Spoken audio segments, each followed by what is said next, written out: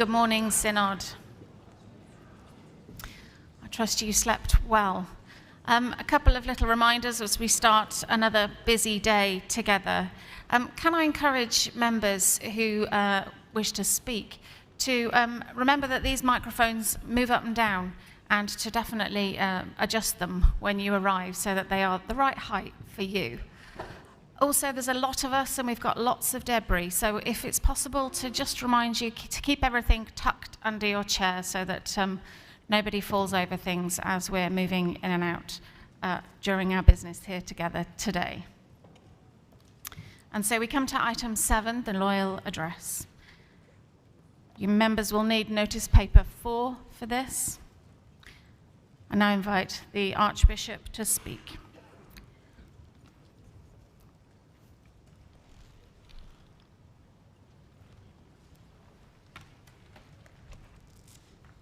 You have up to 10 minutes.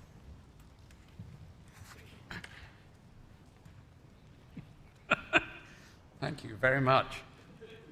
Let's have 8 minutes silence then. Justin Welby, Canterbury 1.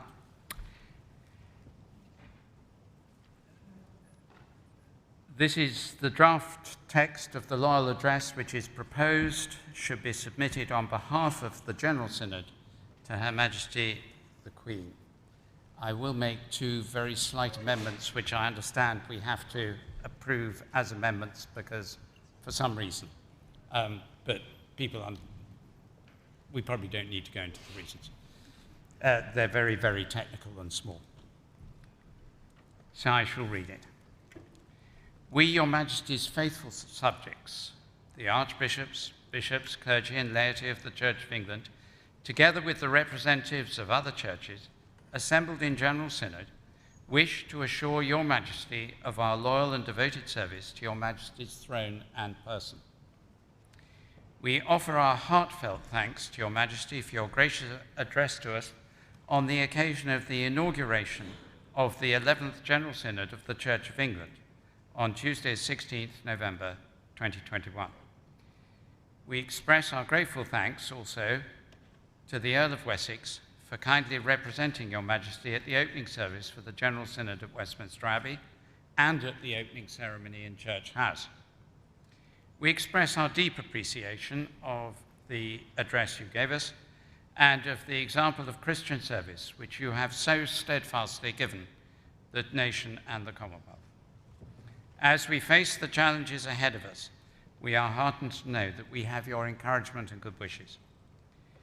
We assure you of our prayers for your continuing health and well-being, and for that of your family.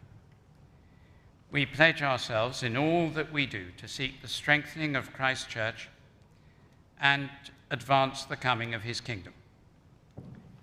We pray that his blessing will remain upon you and all members of the royal family now and always.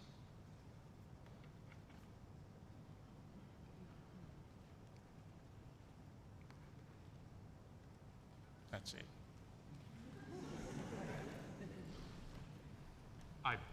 I beg to move that this loyal address be presented to Her Majesty the Queen. Thank you. I see that no member is indicating that they wish to speak, and so I now put item 7 to the vote by show of hands. Those in favour? And those against? Item 7 is carried.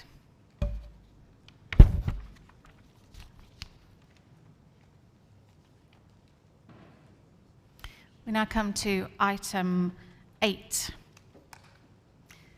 Members will need GS 2170A and GS 2170B.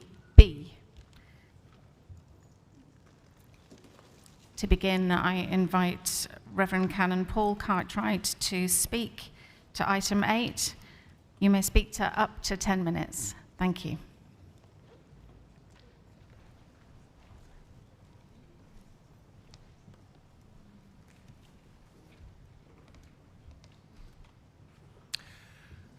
Paul Cartwright leads 133. Chair, it's a joy to be able to address you and bring to the business of Synod the first Synod motion of this newly inaugurated General Synod. It's a motion that began its journey to this place from the Deanery Synod of Inner Bradford in October 2017, and it's a great example of how synodical processes within our church can be used to help shape social policy of our country and to tackle social injustice. The last Synod considered the first part of the work that was conducted in Bradford in the motion Through His Poverty. And today we're considering wealth and what it means to be at either end of the wealth spectrum. I'm not talking about corporate bodies or organisations that are asset rich, although no doubt we all have views on that. I'm talking about real people.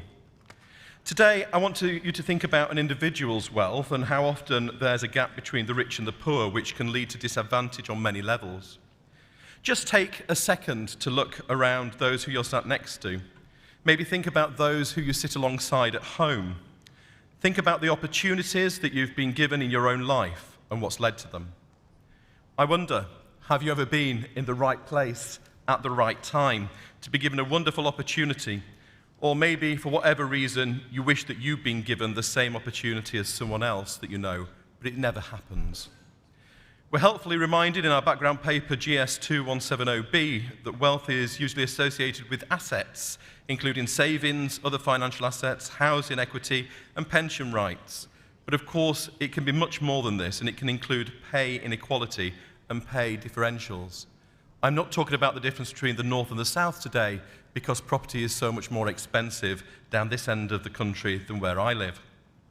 One standardised way in which we can measure these inequalities is through income inequality. And our society already recognises that this can be problematic, especially when not all households in a family are employed and the main earner is on a low wage. This week alone, we've seen celebrations that more than 300,000 workers are set to receive a pay rise after higher rates were announced for the real living wage.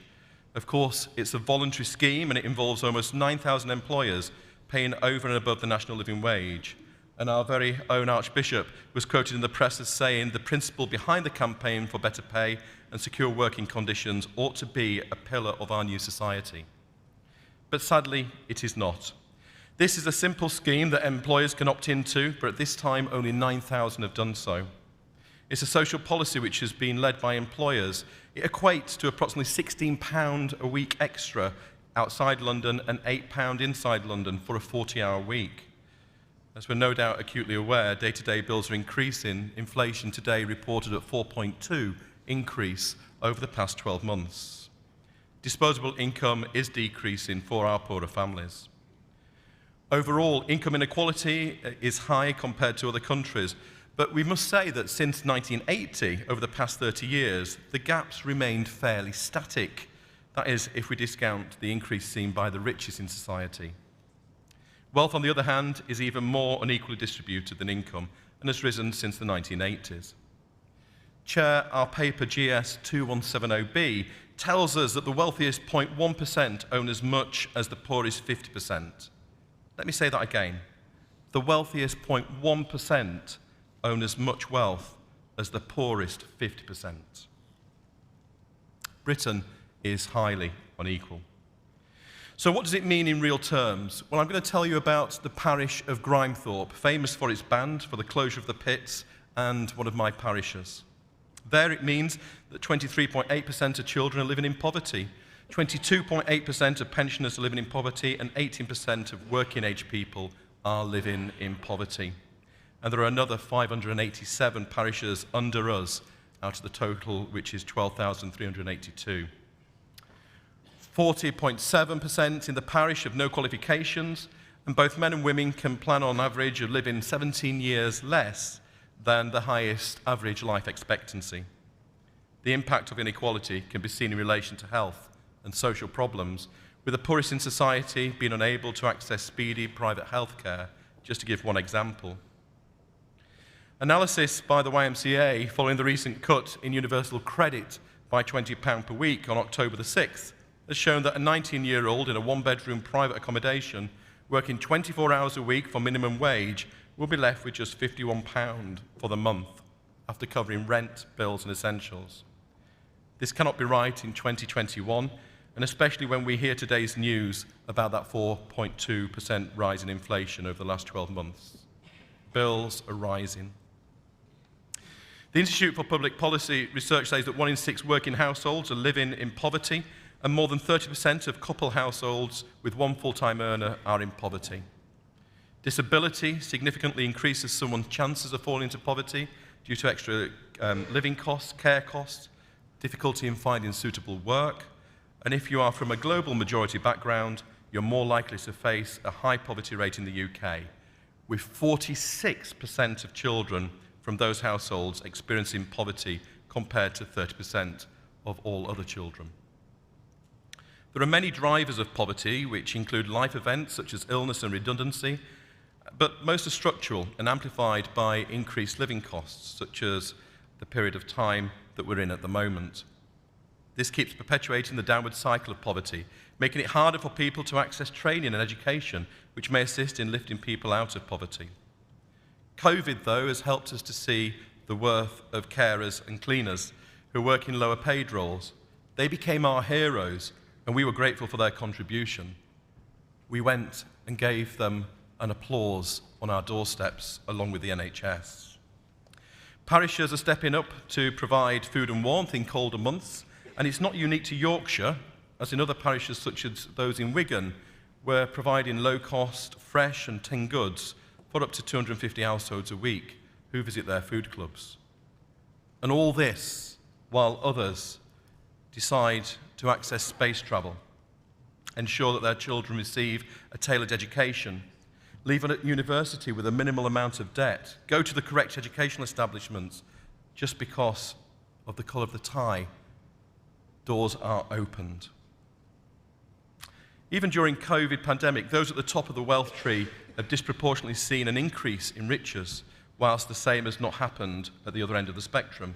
But please, please don't get me wrong, because who wouldn't exploit such opportunities if they were presented to their family? Maybe even some of you in here fall into this category. You may even feel uncomfortable or angry at what I've just said. But don't get distracted by these feelings, as it's not a criticism in any way. It's just a statement of fact and experience in the world today. And these are just some of the examples of what wealth inequality can lead to. But this can't be right when people don't get the same opportunities. To start a race when you're already 50 metres in front of the start line of the 100-metre dash, just because of the opportunities that have been passed on to you.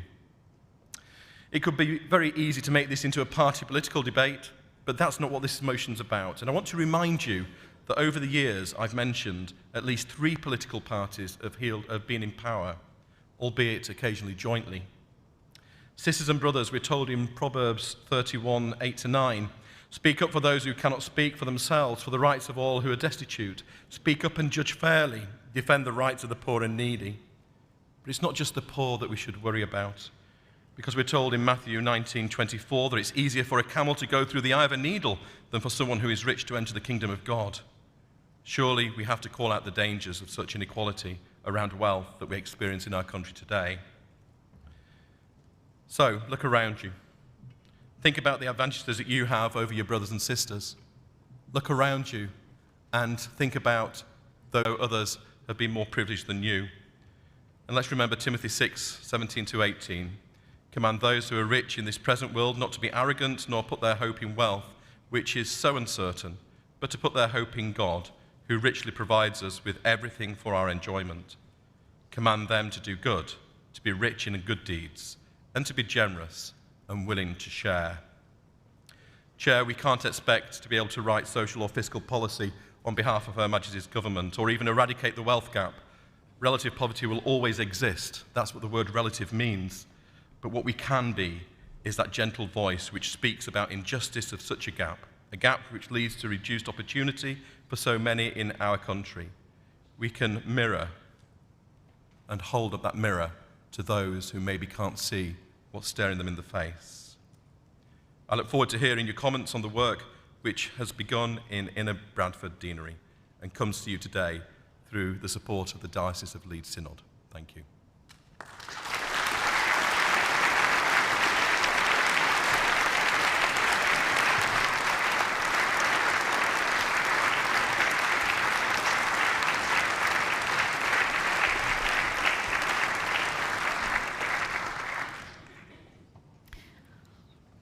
Item 8 is now open for debate. There is an amendment to come on this, but we're going to debate the main motion, and the speech limit at this point is 5 minutes. And so to begin, I call John Bavington, followed by the Bishop of Chelmsford. Thank you.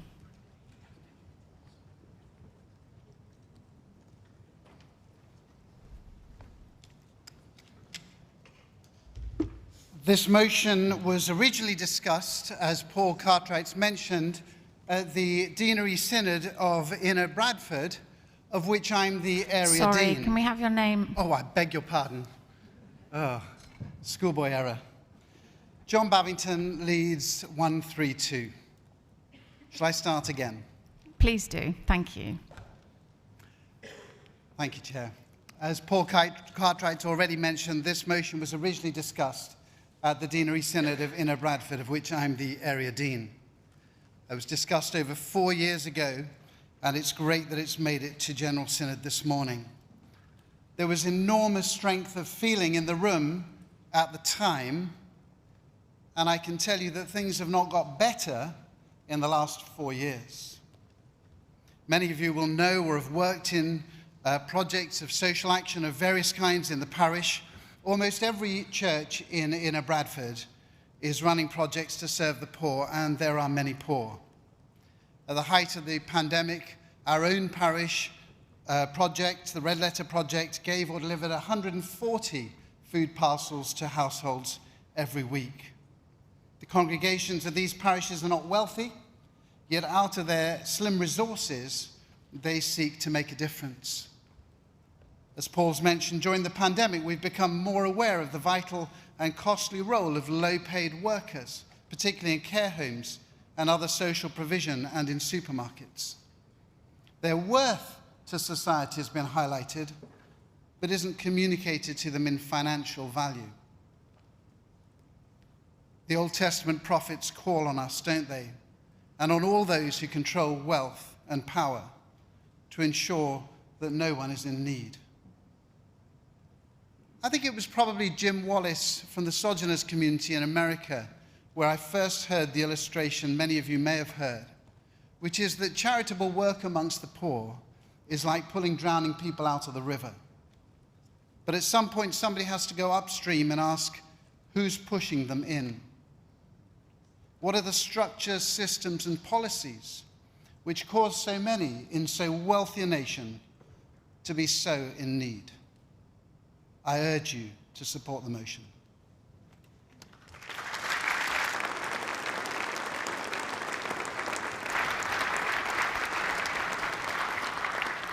After Bishop Gully, I call Timothy Good, and after which we'll take the amendment.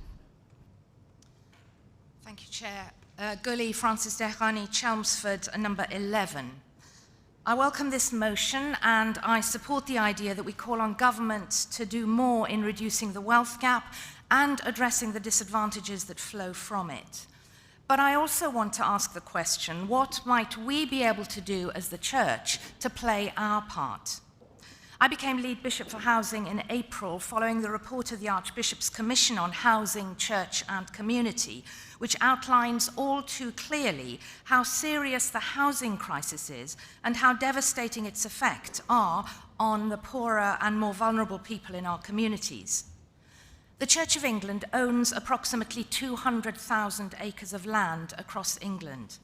Much of it is rural and used for agricultural and other purposes, but there are larger and smaller plots everywhere which may be suitable for development. And there are examples of good developments underway or completed.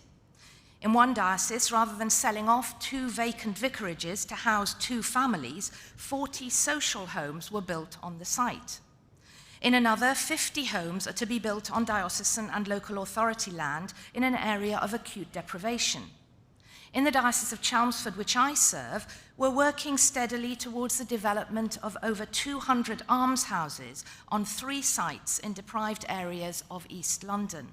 And in all these examples, we're not talking about maximising profit by selling land for executive housing. We're talking about providing affordable homes that people really need.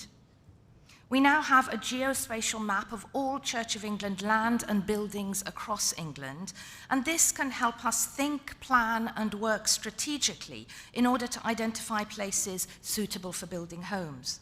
But the challenge is this. In many places, we're still selling, buying, or developing land and housing just to make money to keep our show on the road at a time of acute challenge.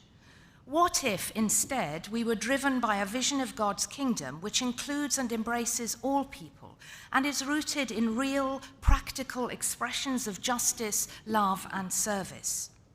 July's General Synod passed overwhelmingly a motion which stated that addressing housing need is integral to the mission and ministry of the Church of England. So why are we not doing far more to tackle the housing crisis and address the systemic injustice and inequity of our society?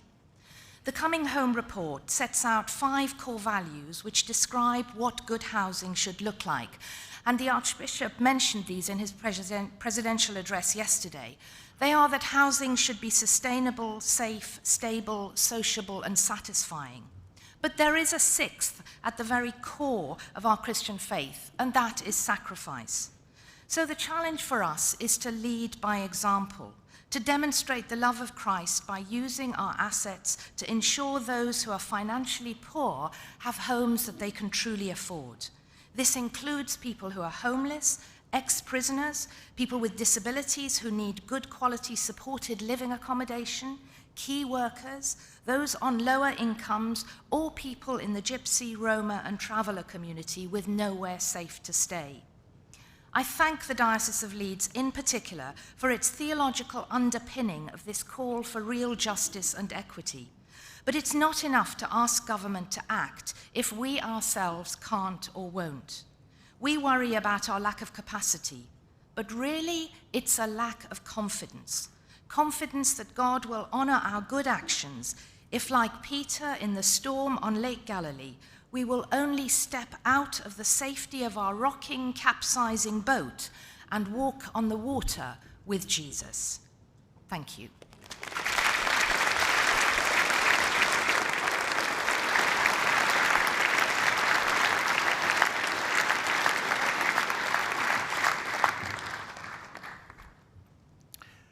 Tim Good, Southwark 224. Thank you, Chair. I would like to draw Synod's attention to the profoundly damaging two-way relationship that exists between poverty and disability. Poverty and disability magnify each other, contributing significantly to a downward spiral of increased vulnerability, suffering, and profound exclusion. Disability is a primary cause of poverty. For disabled people, all too often come up against physical and cultural barriers that limit full participation in the legal, political, economic, and social life of their communities. These barriers in turn lead to further discrimination, abuse, social marginalization, and isolation, resulting in insufficient access to adequate employment, housing, healthcare, and credit. Disabled people often carry additional financial costs. Scope call this the disability price tag, the extra costs that disabled people incur just to be able to function near to that of a non-disabled person. In 2019, the disability price tag stood on average at, get this, £583 a month, with 1 in 5 disabled people facing extra costs of more than £1,000 a month. The financial impact on the disabled person and on their immediate family can be devastating. Just as disability is a primary cause of poverty, so poverty can also disable. Poor living conditions due to poor quality social housing and environmental exposures such as pollution, unsafe or unhealthy working environments also lead to health conditions which can and do disable. 50% of those living on or below the poverty line are either disabled or live with someone who is disabled. And it is increasingly recognized that we need to address the profound discrimination and injustice around disability if we are ever going to bridge the gap between rich and poor. Now, of course, I really welcome with joy the call for us to be a more diverse church. But that call demands that we put our own house in order if we are to speak with integrity and purpose to those in power. It surely is a win-win. For by becoming a more diverse church, we will find our integrity enhanced, liberating us to better tear down the very cultural and social barriers that are denying the full participation of disabled people within the legal, political, economic, and social lives of our communities. Thank you.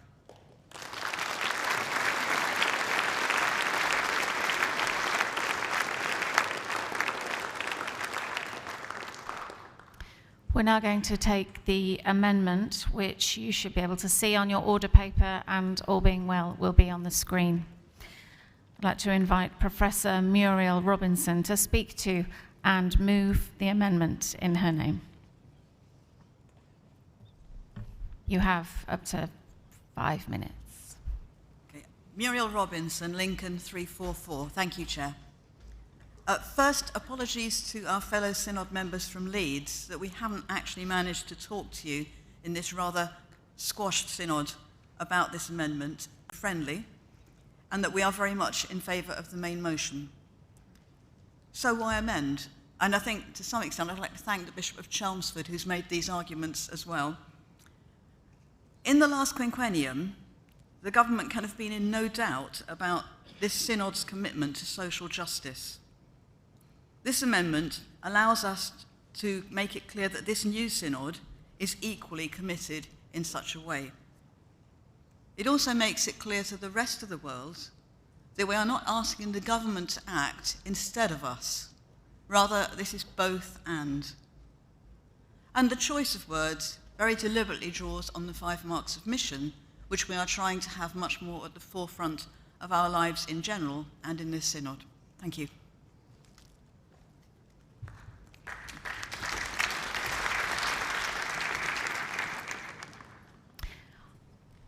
Can I ask if, Paul Cartwright, you are in favour of this amendment? You support this amendment?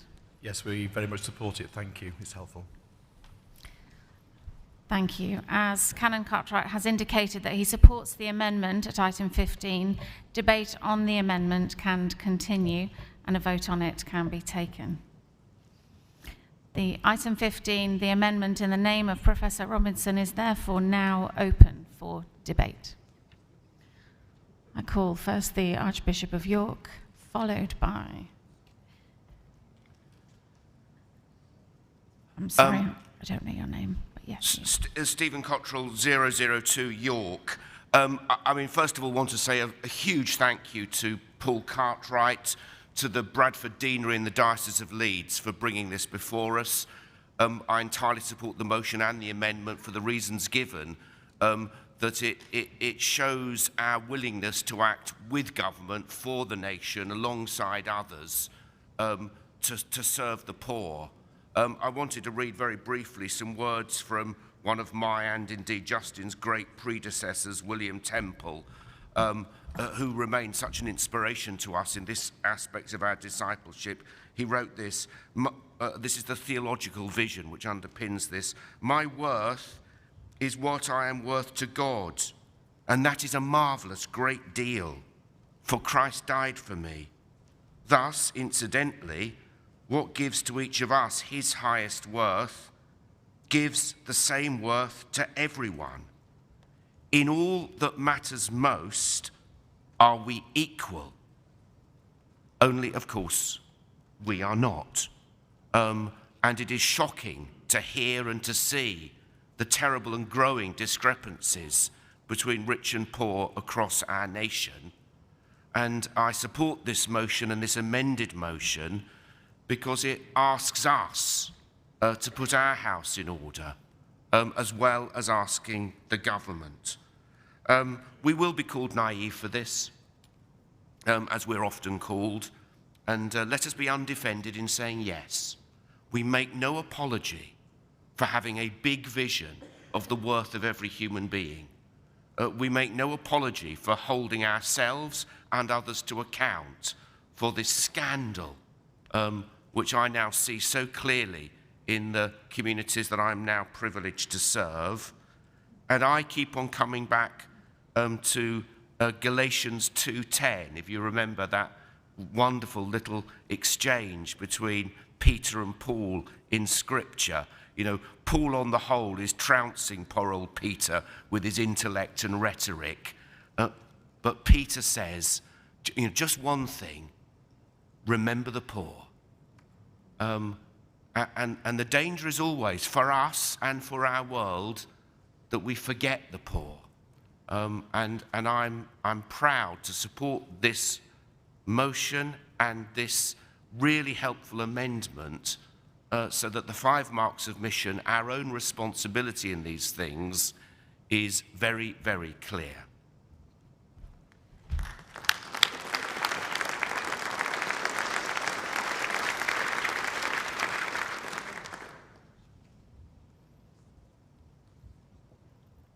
After our next speaker, I call, I'm sorry, the gentleman in the middle there. Thank you. The speech limit is still 5 minutes. Graham Hamilton, Exeter 119. I fully support the amendment urging the Church to set the lead rather than just leave it to the government. Yesterday, Archbishop Angelos reminded us of how Zacchaeus gladly reduced the wealth gap in response to Christ. We do not know what part of Jesus' message Zacchaeus had previously heard, whether at first hand or by report. Perhaps Zacchaeus knew the rich young ruler who went away sad from Jesus because he could not give away all he possessed. I agree that we should work for more just social structures, as we have been urged in this amendment, but I would like to remind Synod that we have a gospel message that challenges the rich directly, that warns them of the peril of their prosperity and offers them instead an eternal treasure. I heard a sermon recently on holiday in Cornwall which reminded me of this. The brother of Jesus, James, says in chapter 5, "Come now, you rich, weep and howl for the miseries coming upon you. Your riches have rotted, your garments are moth-eaten, your gold and silver have corroded. Behold, the wages of the labourers who mowed your fields, which you have held back by fraud, are crying out against you." I hope that we will call on the government to act, that we will set an example in social action. But I hope above all that we will have in our churches around the country the courage to proclaim the gospel of Christ to the rich, including a costly call to repentance, of changed living and generous giving, to warn them of the risk of their great wealth and command them to be generous. I support the amendment.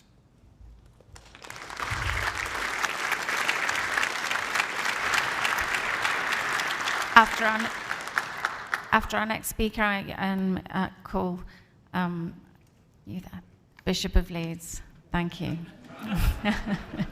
After which, I will test your mind on a motion for closure on the amendment and a continue of the debate. Thank you. Nick Land, York 437. The Mexican liberation theologian Elsa Tamez makes, I think, a really plausible account for greed to be the overarching structural sin. She talks about the way how our own greed, our greed for power, our greed for possessions, our greed for money and for status, move together to form a society which is extremely unequal. But I would just want to add to our previous speakers' points that if we're looking at marks of mission that will make the transformational difference to our society, it is surely to proclaim the good news of the kingdom. Because human hearts need to be changed. Most of us here will honestly admit that greed, that having not just enough but more than enough, is part of our lives. It's something that I certainly would honestly admit, and slowly God is working within me. And it's only when we can move from greed to generosity, as we discover the generous gift that God has given us in Christ, that our hearts can change, and that the hearts of our fellow citizens will change, so that they will know the joy of generously giving, so that the gap between rich and poor can be closed. Thank you.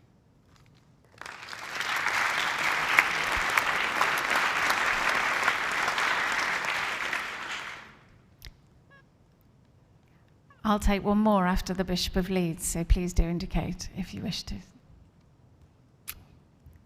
Bishop of Leeds, thank you. Nick Baines, Bishop of Leeds, 22.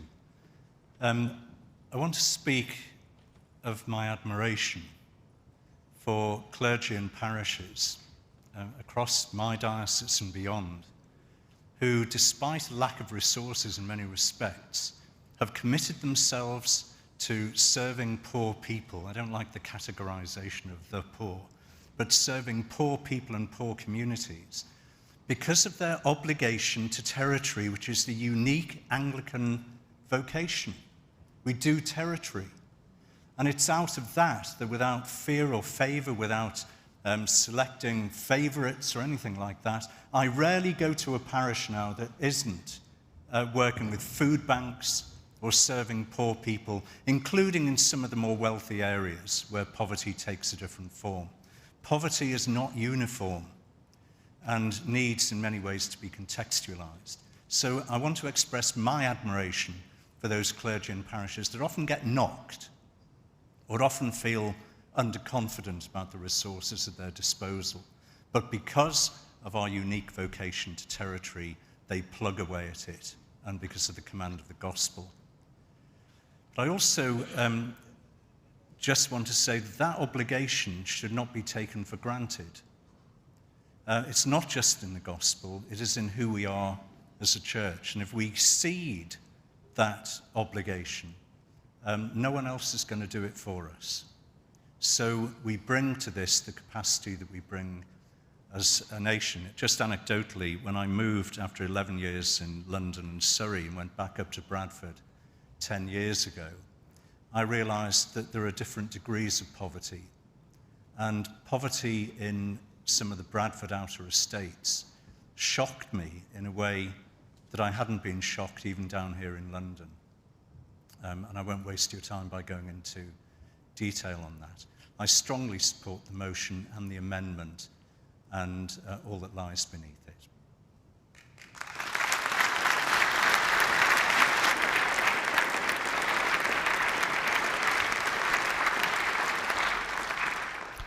I'd now like to test your mind by proposing a motion for closure of the debate on the amendment. Does that have your support by show of hands? It does, thank you. Can I invite Canon Paul Cartwright to, if he wishes to respond to the debate on the amendment? He doesn't. And so we now move to a vote on the amendment. Those in favour of the amendment? And those opposed? The amendment is carried. We now move to continue the debate on this item as amended. Can I call the lady here, followed by the lady in the blue cardigan at the back? Thank you. The speech limit is still currently 5 minutes. Thank you.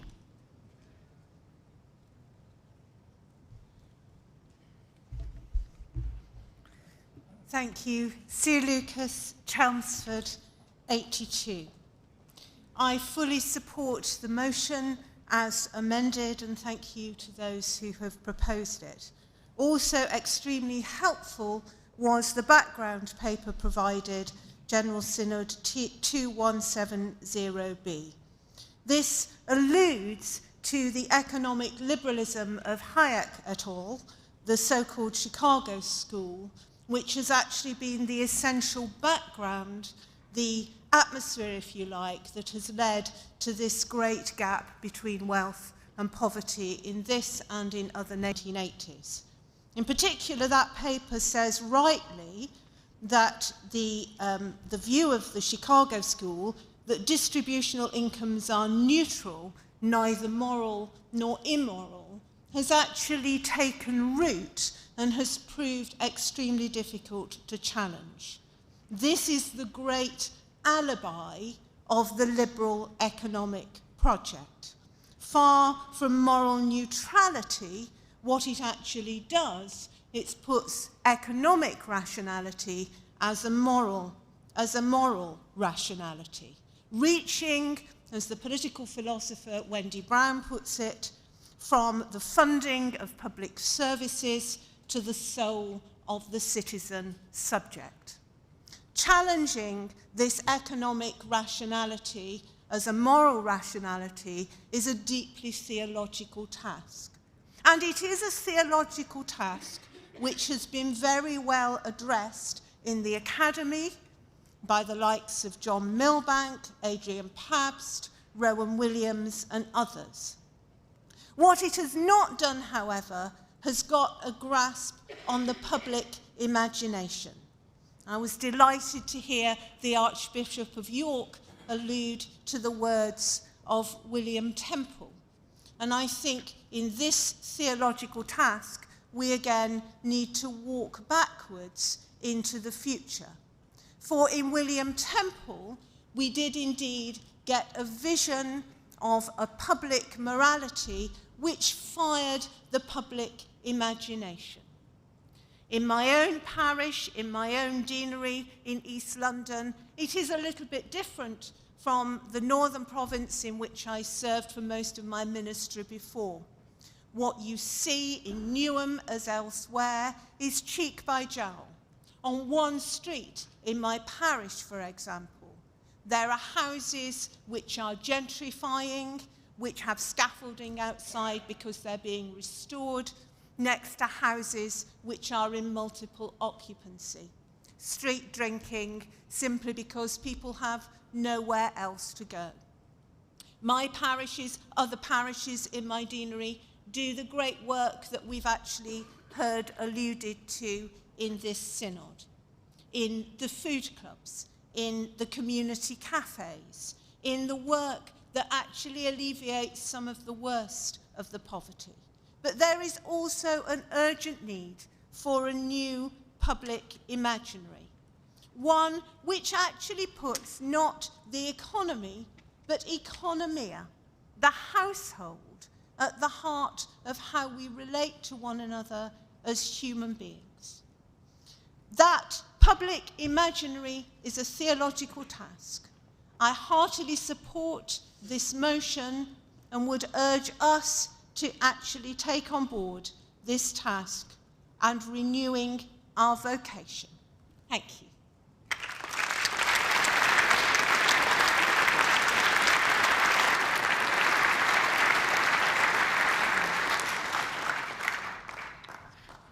After our next speaker, I call the gentleman over here. Thank you.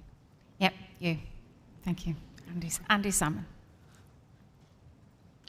Dana Delap, 122 Gloucester. When I moved to the North Cotswolds in 2014, it was a bit of a shock to the system. I'd been in Durham as a prison chaplain and then in Newcastle upon Tyne.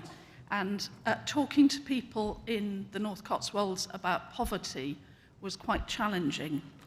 I have a PCC secretary now, Stephanie Denning, who is a researcher on the Life on the Breadline project run by Coventry University. They have produced, as part of the conclusion of that work, a most excellent anti-poverty charter. They're asking that churches sign up to this, especially those where poverty is not necessarily seen and recognised. So I thoroughly recommend not only supporting this motion, but also looking at the work of Life on the Breadline.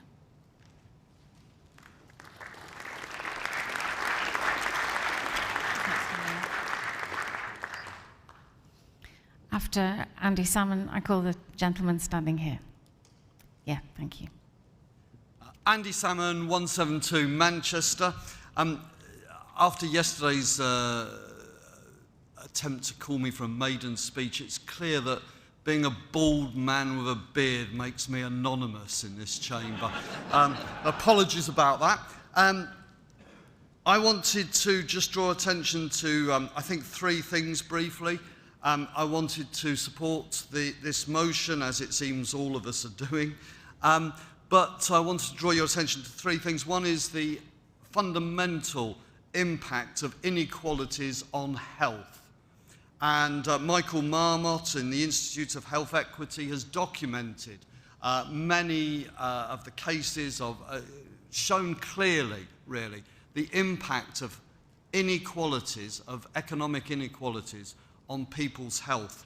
And in a recent report, Bill Backfarer in Greater Manchester, he highlights that during COVID, the mortality rate in the most deprived decile in Greater Manchester was 2.3 times greater than in the least deprived decile. So that means that people are dying and dying younger because of poverty. We have to tackle this issue. I wanted to draw your attention to another issue that we haven't heard so far, which is about air quality and transport. And it is the case that disproportionately poorer people suffer from poor air quality. And in our cities, we have devastatingly poor air quality. That is very true in the city centre of Manchester, where I live and work. And it is the case that those who drive are disproportionately wealthier than those who breathe the air. Obviously, we all breathe the air. But it is the case that those who are poorer disproportionately are the recipients of that poor quality air, and also dependent upon public transport, which is incredibly expensive in our part of the world. Andy Burnham is tackling this problem, and we look forward to the days when Greater Manchester will have a public transport system that is perhaps comparable with that in London, which has had far greater investment over the years. So we want to see issues like air quality tackled as well.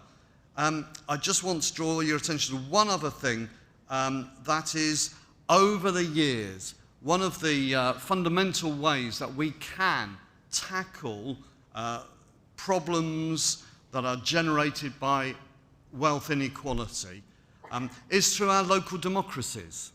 And local democracies have a fundamental task of supporting the poor in our communities. And over recent years, they have been increasingly undermined and under-resourced. And I just wanted to quote for you from our city mayor in Salford, Paul Dennett, who in setting this year's budget points out that Salford City Council will have seen its budget cut by £222 million since 2010-2011, as a consequence of cuts to the central government grant and unfunded budget pressures. The Local Government Association also highlights that councils have seen a £15 billion cumulative cut in Whitehall grants since 2010. Our local councils are an important ally for us in the church and an important way of tackling the problems in our communities, and they have been consistently under-resourced and, to be blunt, attacked by local government, by national government over recent years, and we need to find ways to support and re-resource them as well. Thank you.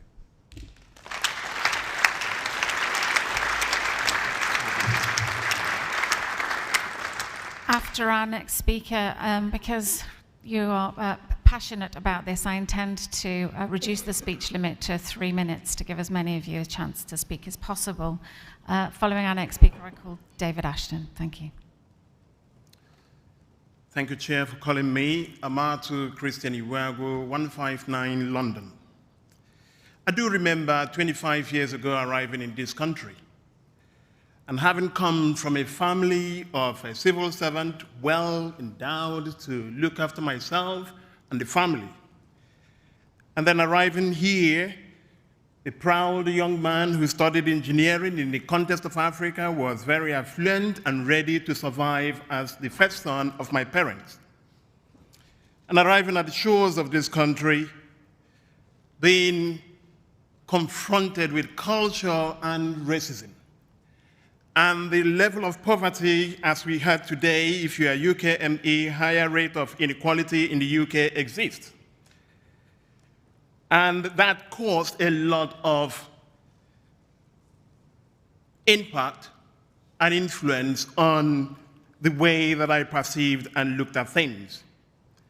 And there became poverty of the mind, and poverty as a result of racism. If you look around here today, left or right, we're talking about a church that needs to be humbler, simpler, and also bolder. And in this chamber today, I wondered how much step we've moved in this direction. I do strongly support this motion and its amendment because I've lived out poverty as a result of racism, and beginning again after 25 years to begin to reimagine and begin to develop myself in the ways that we and ordinary people would not have done. Inequality exists, and inequality connects a direct correlation between inequality and poverty and racism. And therefore, we need to look inwards in ourselves to begin to look at racism and inequality as it comes to our church here today. Thank you.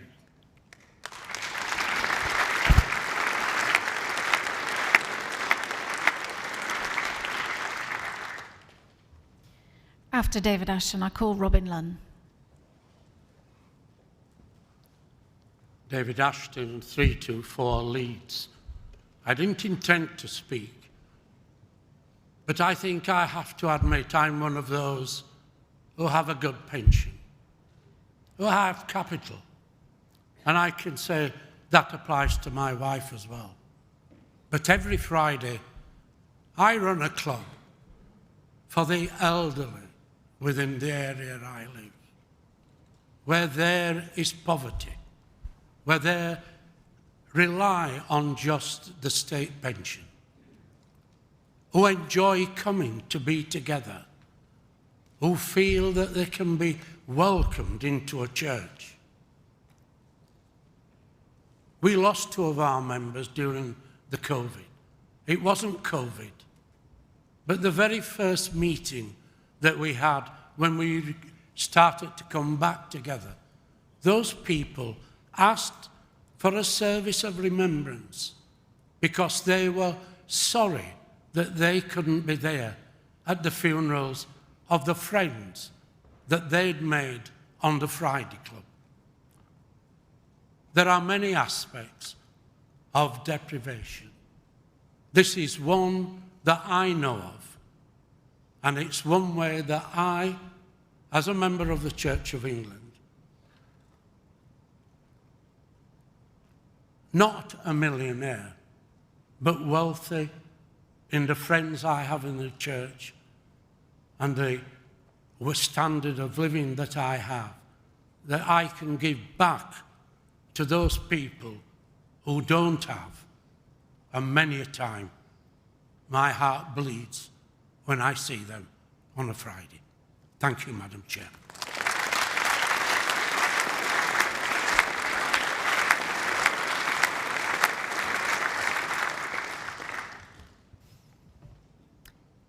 After Robin Lunn, Miranda Threlfall. Thank you.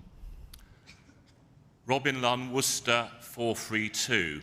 I just wanted to make 2 quick points. I think the first speaker in this debate spoke about 4 years ago, and I think the gap undoubtedly has widened since then.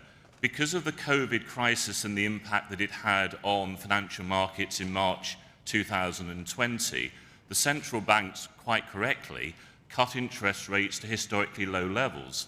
But although that has boosted the values and we see stock markets at record levels, what it has also done has widened the gap between the wealthiest and the poorest considerably.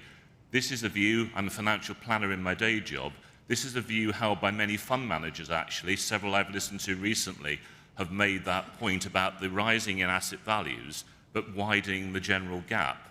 So, I completely support the motion today, but I think one thing that I'm very keen to get across, so that this doesn't just become a motion we passed, we send it to the government, they say, oh, very good, and put it to one side and don't do anything about it. I think we need to hone in on one thing, which was mentioned in the briefing paper, and that is the enormous gap in some cases between what the most well-paid person in an institution is paid, or a company, and the lesser paid. I've just done some calculations. If somebody's earning £10 an hour and they're doing a 40-hour week, that equates to about £20,872 per annum. Now, if you times that by 25, you're looking at about £520,000. If you times it by 30 times, you're looking at about over 600,000. Now, I don't think that 25 or 30 times anything above that is really fair or indeed reasonable. It's not harming the productivity of a company, and it's actually spreading money wider across society. And surely it is morally right that somebody that's earning such a large amount above their poorest paid staff should keep to the gap. Most of us who run small businesses, the gap's about 3 or 4 times. So I really hope that we focus it on this one point and make the moral case, the economic case, and the practical case that people should not be earning 100, 200 times more than their lowest paid staff. That is the sort of thing that this church and this synod should be doing. So I enthusiastically support the motion, but I hope that we really campaign on that particular point. Thank you.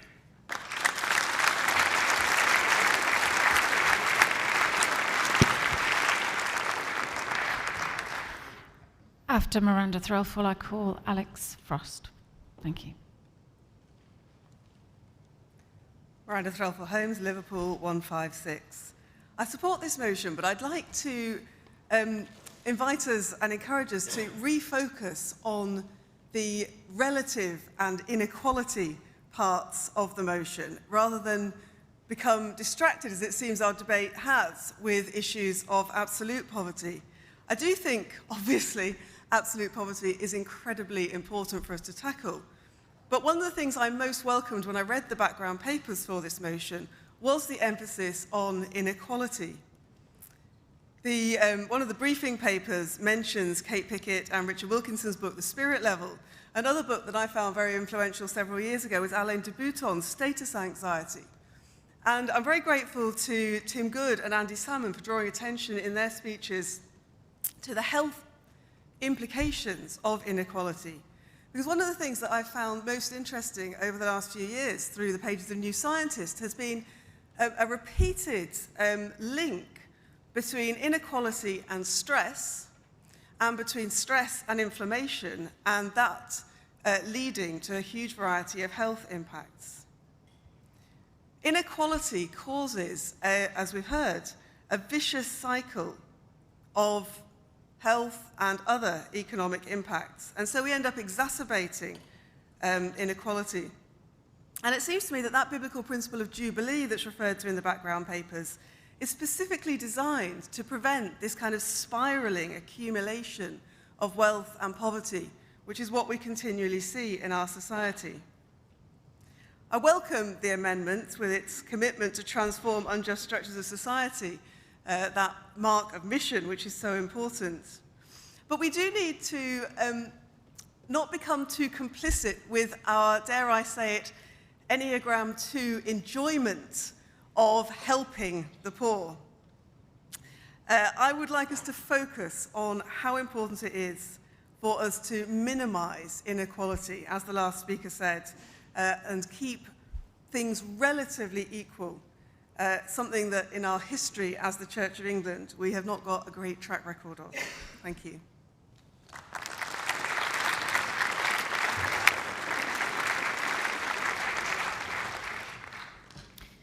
After Alex Frost, I call Andrew Gray, and shall be testing the mind of Synod for motion for closure after that.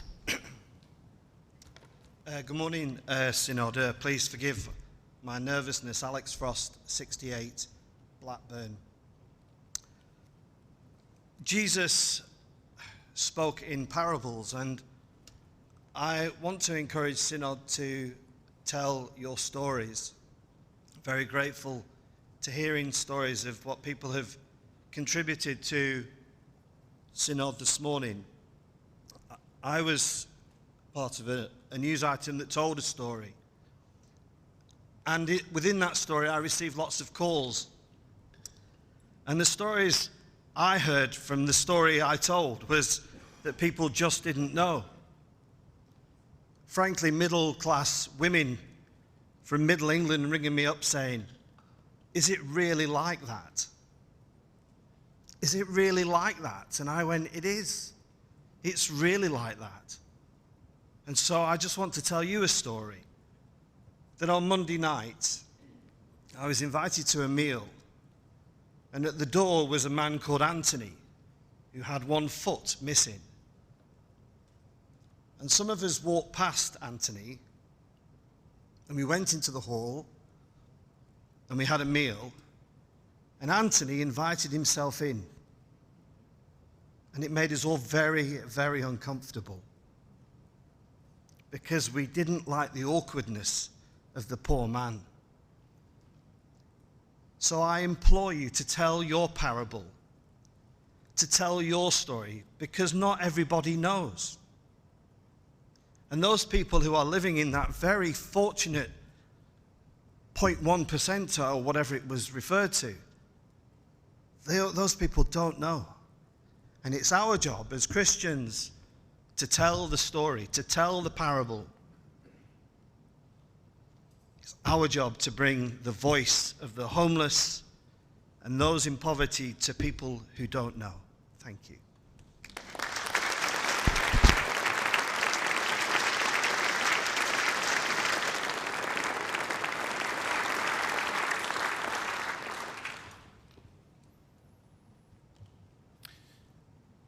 Andrew Gray, St Ed's in Ipswich, 399.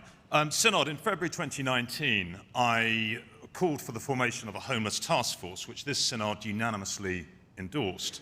That was following the death of some rough sleepers in my then diocese of Norwich and also in London. Now, I very much support this debate. I appreciate it's about relative poverty, not necessarily absolute, as the previous speaker said. But I want to build on something that the Bishop of Chelmsford touched upon earlier, when she spoke about the fear that the church sometimes has of actually getting out of the boat. And this is something that I've encountered. So following the February 2019 endorsement of the Homeless Task Force, the force was set up as part of Mission and Public Affairs, and we got busy very quickly talking to homeless charities to find out what would make a difference, what could the church do to make a difference. And the answer was loud and clear, and this is pre the pandemic and post the pandemic. The answer was we need more supported housing. So what did we do? We went out and we spoke to pension funds, we spoke to lawyers, we spoke to bankers, we spoke to property experts, and we basically pulled together a coalition of people, a coalition of the willing, who have all said that they are happy to give their time and their money to assist. So how many homeless people have we housed or helped since then? I'm afraid the answer is none. And the reason being, and I think this is what the Bishop was touching on earlier, the reason being is that the problem comes when you get down to a diocesan level. Because if we're going to be serious about making a difference as a church, then we've got to put our money where our mouth is. But unfortunately, a number of dioceses simply don't have the capacity or the skills or the money, in many cases, to actually go out and do something. I'll give you a couple of examples. I went and spoke to a particular diocese. I won't name them. But I spoke to a particular diocese and I said, right, here we've got this pension fund. They are willing to provide majority finance for a housing scheme. Here is the local authority. They'll guarantee the rent for a certain amount of time. This is what we can do. And the dioceses, to be honest, they were probably the most honest ones about it. They just said, we don't know how to do this. Even if you bring in these external help, we just don't know how to do this. And so it's pretty clear to me, and from what the Bishop was saying earlier, it's pretty clear to me that if we are going to make a difference, the church commissioners are going to have to step in and help dioceses to do this. whether that's with knowledge, whether it's with underwriting, whether it's with capacity, and possibly even with money. Although I should add that at the moment on the money markets, it's actually very cheap for institutions like the Church to borrow. The Church could actually borrow cheaper than Her Majesty's government. But until we do that, we're going to have a problem where when it comes down to the diocesan level, your average diocese is going to say, do you know what, we'd far rather just sell the land off. And if it goes to executive housing, so be it, because we're in survival mode, rather than, it's great for Synod to say this, but we've got our balance sheet to think about. And so that's the point I'd like to leave with you, really, is that I will be bringing back something to this Synod about that. But I do believe that if we are going to make a serious difference, and the willingness is there, the money is there, the expertise is there, then as the Bishop said, if we're going to step out of the boat and start to walk on water, we are going to need the commissioners to get involved. Thank you.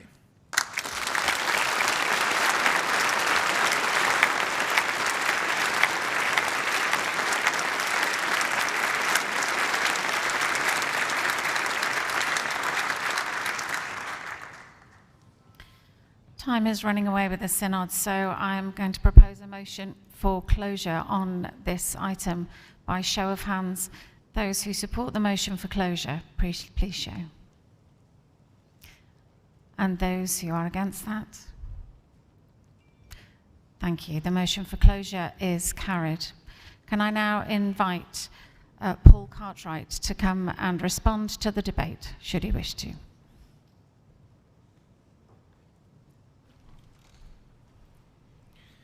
Thank you, Chair. I'm still Paul Cartwright from Leeds 133.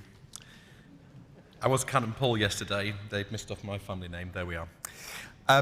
Thank you so much for those excellent contributions. And I think it feels like everyone is pulling in the same direction.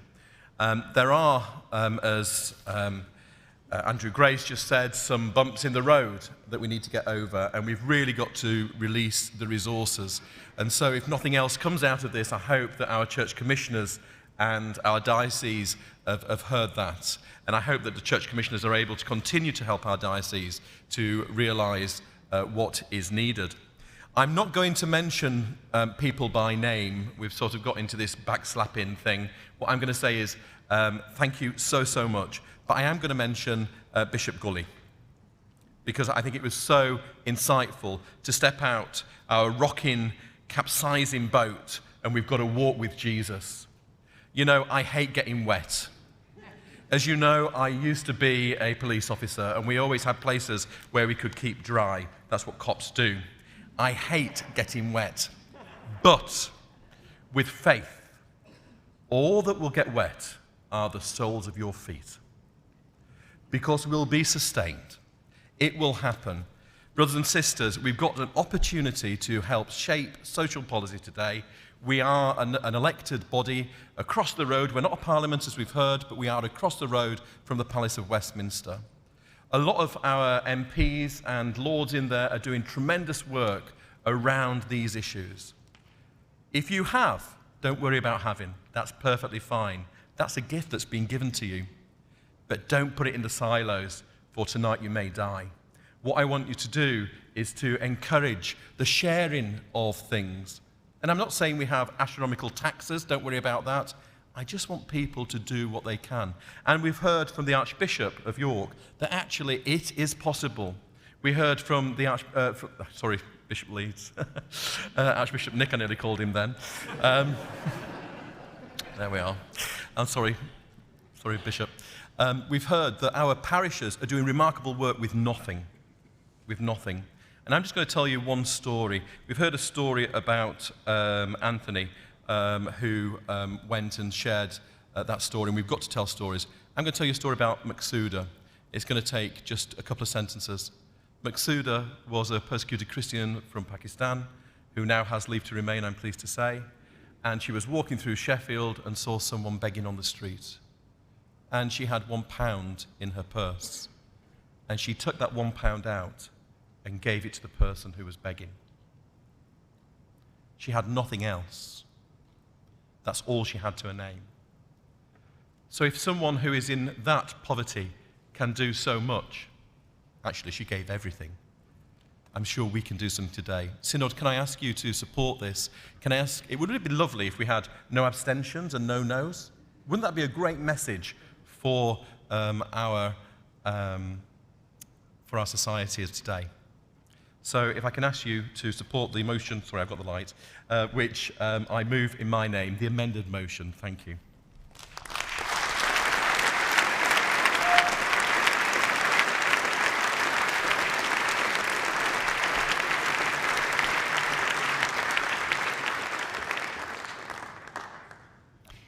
Point of order, Mr. Wilson.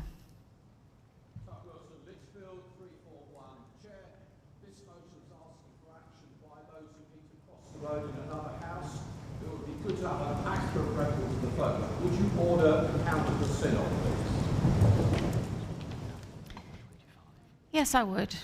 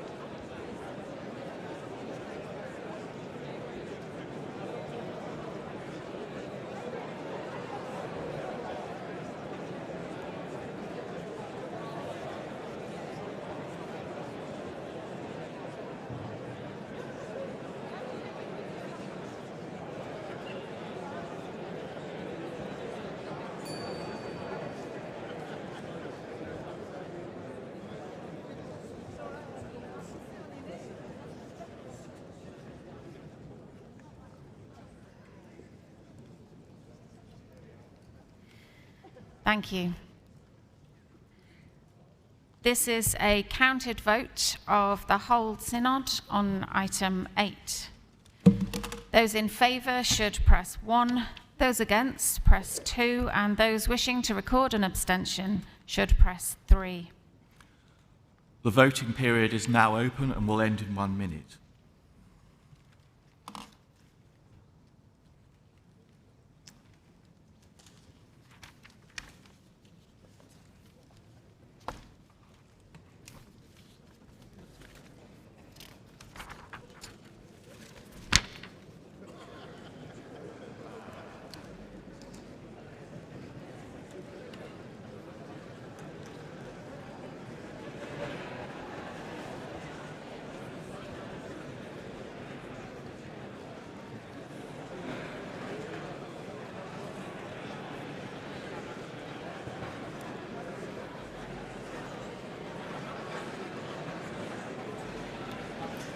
The voting period will end in 15 seconds.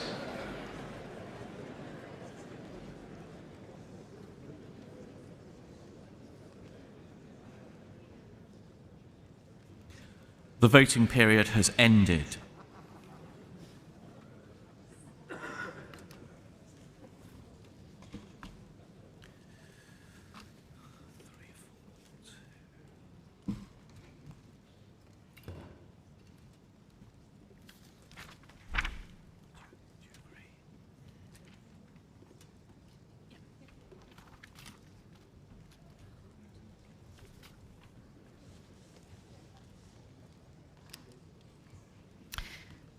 Those in favour, 342. Those against, 2. And there are 3 recorded abstentions. The motion is clearly carried. As we conclude this item, Synod, I just wanted to thank so many of you for getting so involved, particularly our newer members. It's great to have you with us. That concludes this item of business.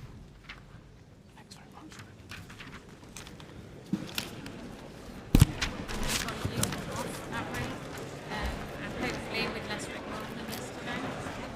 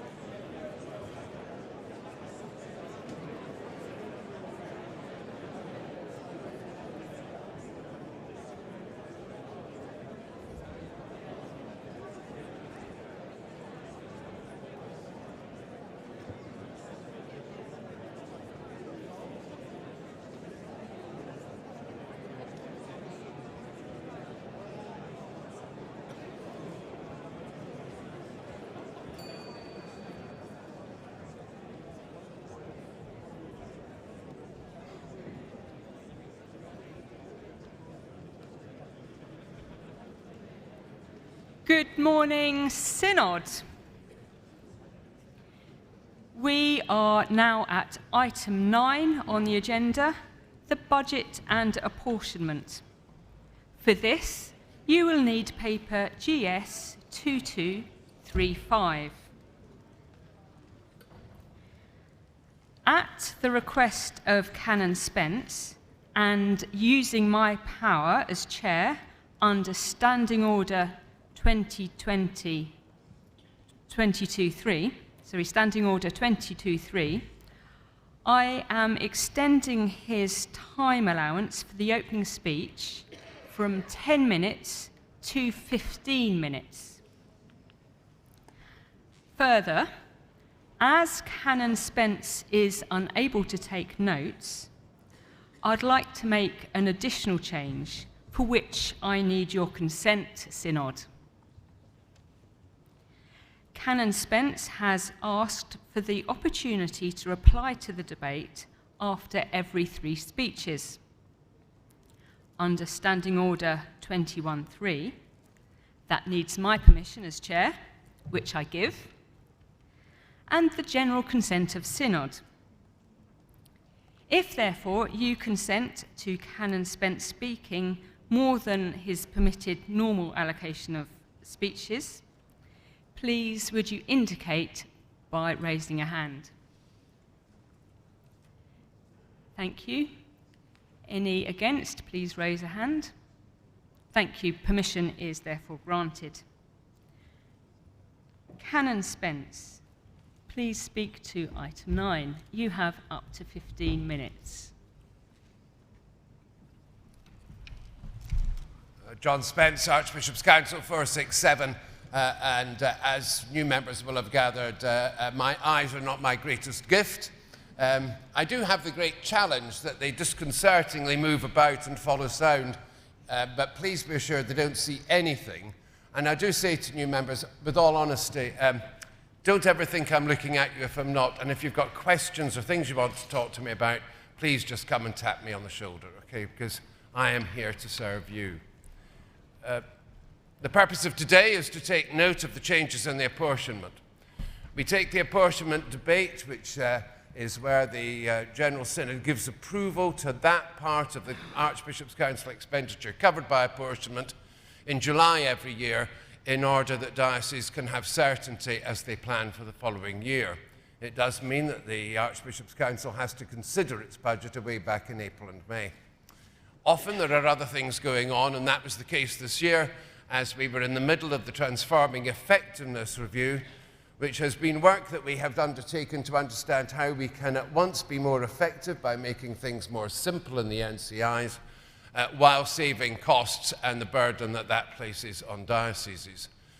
That work is now completing, and we are able to say to you that apportionment, which we had already committed would be no more than in the previous year, will for 22 be reduced by 3.7% or £1.2 million. And that actually is a reduction in 12.4% of Vote 2, which is very much our operating budget. But I thought it would really be helpful if I placed everything in the context of the financial economy of the Church of England, and I'll talk to this slide in the opposite order from which it's presented there. We are here ultimately to serve those who worship in parishes and other worshipping communities, the parishes on the ground. That's where the rubber hits the road, and they are the bedrock of this church. The combined economy of the Church of England is 1.7 billion, or it was before COVID, of which about 1.1 billion comes in through parishes. Much of the remainder comes from areas of investment held either at diocesan or national level. Of that 1.1 billion, the parishes remit about a third to dioceses to support their activity. The dioceses in turn pay apportionment to the Archbishop's Council in the tune, to cover expenditure of about £50 million, which is about 3% of that overall economy, but actually requiring funding of about 30 million, which is a bit over 3%. Understand that the totality of apportionment in respect of the overall finances of our diocese is around 3% of revenue.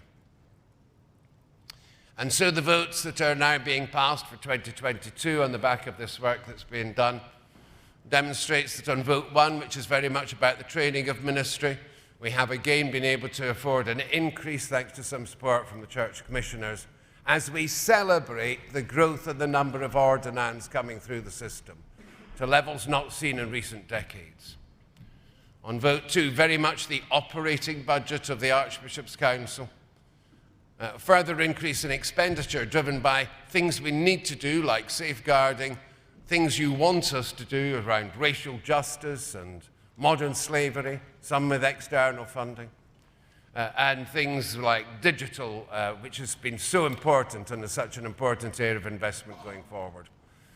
And that is where over years we've been able to gain the most support from our partner organisations like the Church Commissioners, the Corporation of Church House, so that you see this great disparity between the total we are spending and that which dioceses are asked to contribute.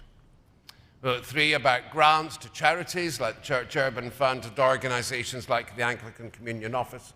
Vote 4 pays for the pensions related to people who have been missionaries in our name or in the name of related organisations.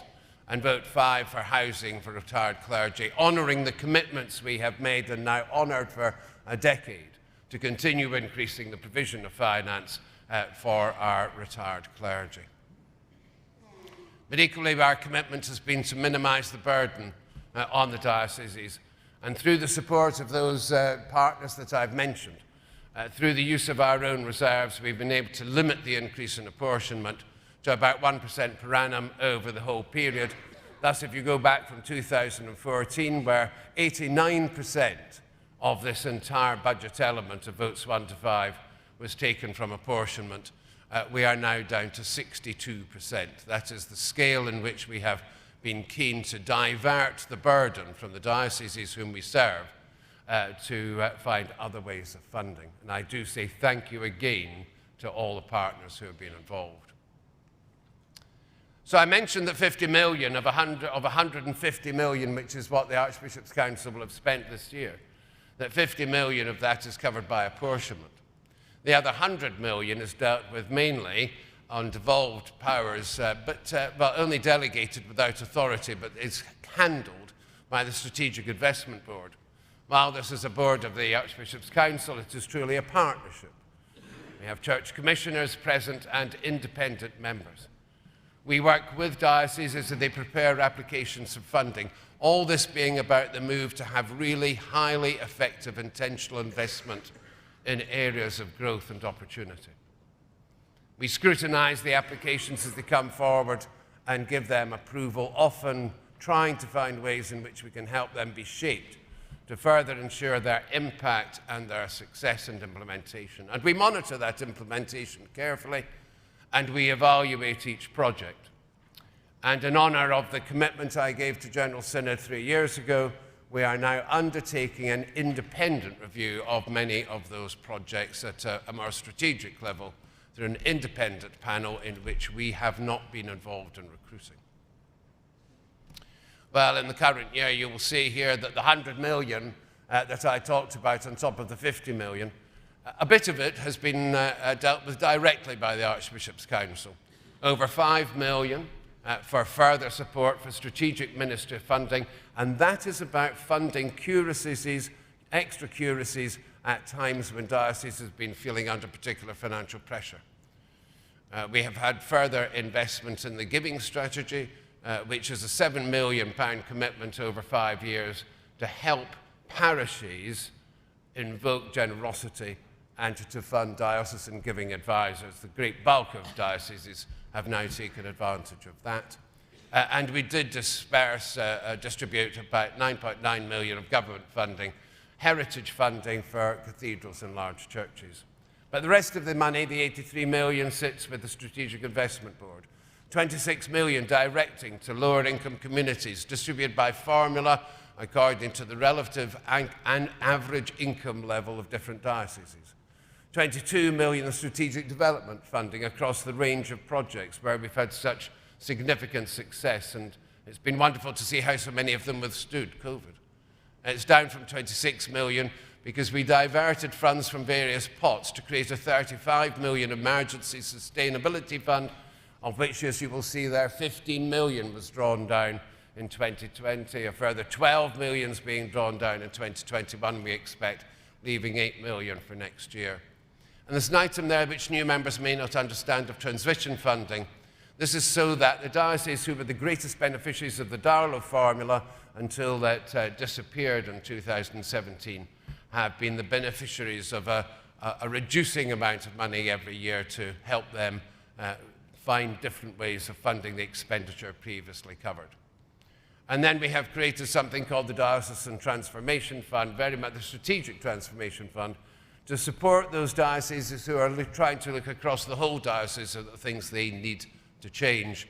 And again, as you'll see there, 11 million has been taken from that. Well, this was all going very well, and then along came COVID. And let's just celebrate. As we've heard already, let us celebrate those churches who found great new ways of creating social impact in their communities, doing brilliant things. Let us celebrate the number of churches who were able to amend their ways of engagement and worship. And if ever the digital investment of the last 4 years has been justified, it has surely been in the way that we have been able to call on that and move to our mixed ecology and hybrid worships in ways that will be sustained. But be in no doubt, the impact on parish income has been profound. Remember, this is the biggest single driver of finance into the Church of England. And as I speak to you, parish share giving is now running, our parish giving is now running at 10% below where it was in 2019. And if I wanted to be really worried, I would point out that for September, it was running at 2% below September 2020. At the Centre, we've done many different things to try to support dioceses and parishes over this difficult period. The immediate steps were to create forbearance around stipends funds and to distribute grants that should have been funded across the whole of 2020 to do it at the outset. And that exercise has been repeated in 2021. And again, I thank the Church Commissioners for their help in this. We created the £35 million Sustainability Fund, to which I have alluded. We've carried on by doubling the size of the Cathedral Sustainability Fund. We have started, as you heard, on the transforming effectiveness piece aimed at finding cost savings. But it hasn't been enough. And what we've learned is just how challenging the picture is. Where are we now? Well, we have learned that parish share and parish income held up rather better than was first expected if I take you back to March, April, May of last year. But we're learning that it's proving much more difficult to recover. And I have to question whether it will ever again reach the levels that it did in 2019, where we knew that the numbers of regular givers were declining and their age was increasing. We have learned just how hard it is for dioceses to save money. Across the piece, dioceses have worked so very, very hard to save around 8% on average of their annual revenue costs. That's been very tough to do and has not been enough to counter the loss of income from parish share and from other elements of trading, such as property rentals and so on. We have learned how difficult it is to make a strategic impact at the centre.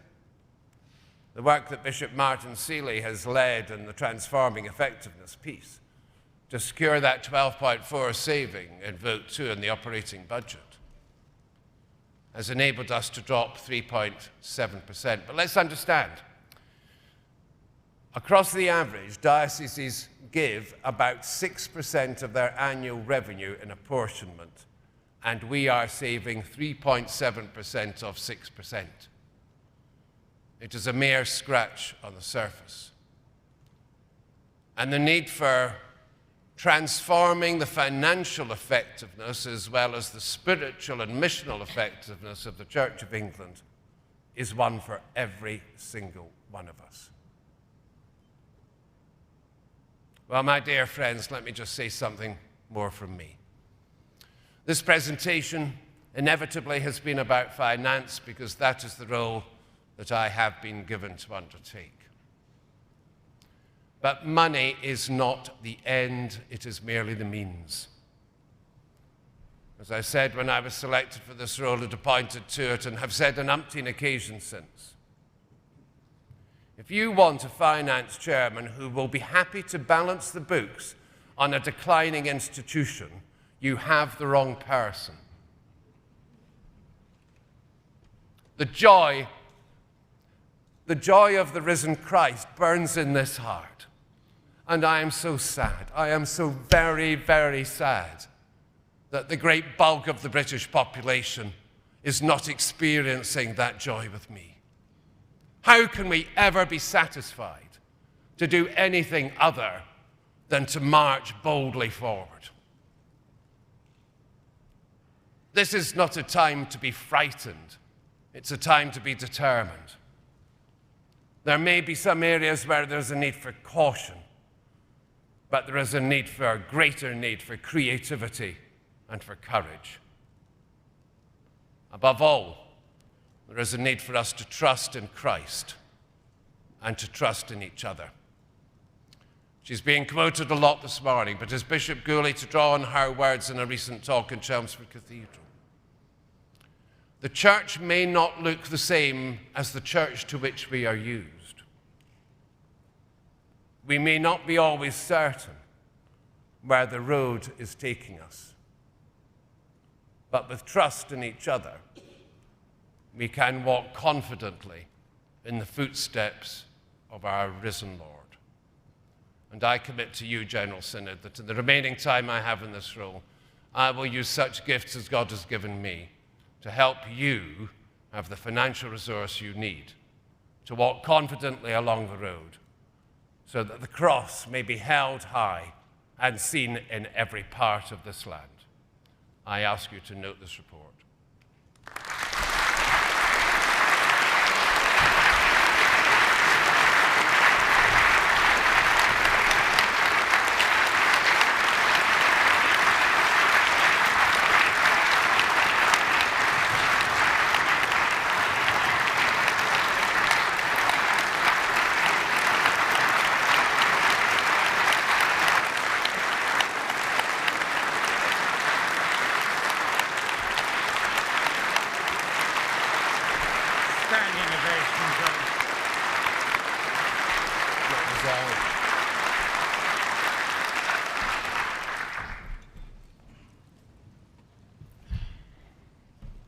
Thank you.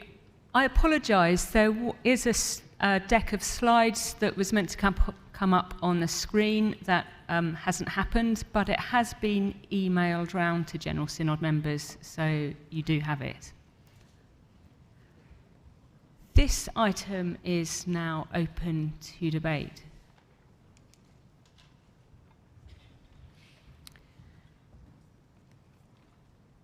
So I can see 5 people standing. I will call people in groups of 3. So first of all, please, Mr. Greenwood, followed by the gentleman in the pink mask, followed by the gentleman in front of me. Thank you. You will need to give your names and numbers, please.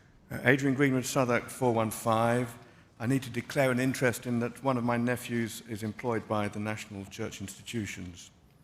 John, thank you for that fantastically inspirational speech, and particularly what you said at the end. And thank you for all that you've done, and your team and David, to work on this budget and to reduce the apportionment to the diocese. That is much appreciated. My question is about evangelism, the evangelism and discipleship team.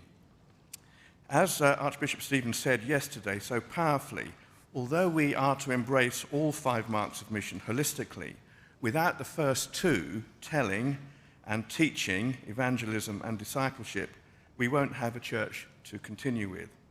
So without asking you to say anything that would compromise or undermine current processes, please could you give the assurances that you can on the place of evangelism and discipleship within the vote to budget and the 6 new teams that are being established? Thank you very much. Thank you, the man in the pink mask. Thank you, Barry Hill, Leicester 142. I wasn't planning on speaking, so apologies for lack of articulation, but your passion as ever, John, has stirred me, as did one comment you made that it is not enough. So I've led 2 SDF programs now. We see the difference they make in the local church, in parishes. We see the lives and communities transformed.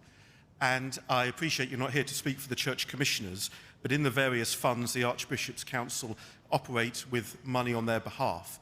I'm conscious the argument for not releasing more funds has always been to not damage intergenerational equity.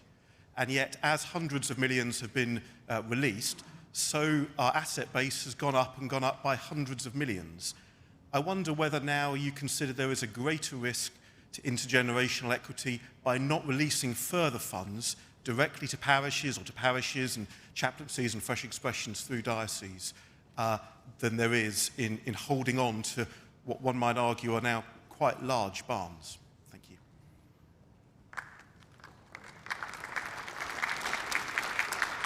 Thank you. And the third speaker, please. Indeed. Marcus Walker, London Diocese, number 168. Thank you very much indeed for your presentation of this budget. As you have so rightly said, so much of the church's money, so much of the church's apportionment come from the hard work of parishes. £1.1 billion, as you said. So many parishes suffered, as you have said, over the course of the terrible pandemic and the huge, huge impact that that had on their ability to raise money and on the ability of so many people to be able to go to church to give their money. Do you think that there is the possibility that the church commissioners' huge windfall of £500 million in the same year as that pandemic could be retargeted towards the parishes as a one-off gift to clear all of the deficits of that one year, in order that each parish could actually say we're starting the next year from at least the place where they were the year before? And what would be the primary legislation, if that would be necessary, that this synod could take in order to enable that to happen?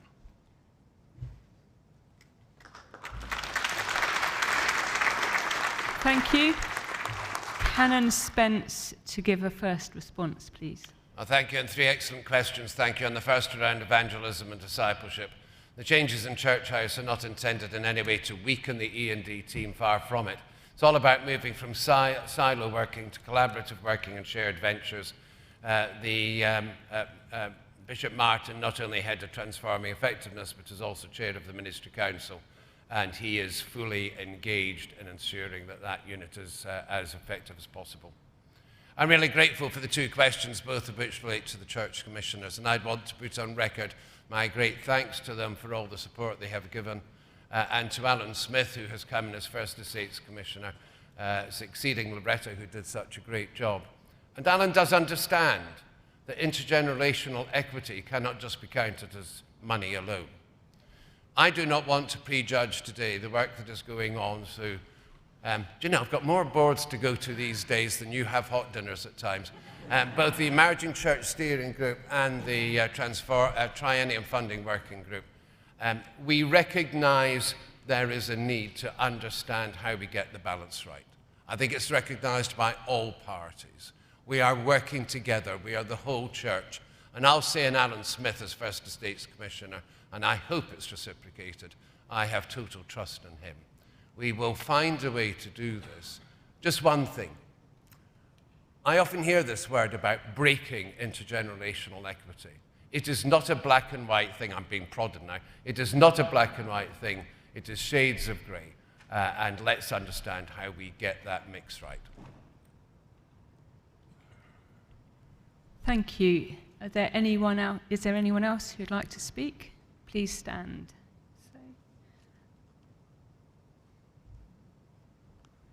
Mrs. Ziegel, please, followed by Mrs. Allen, followed by the lady at the back, please.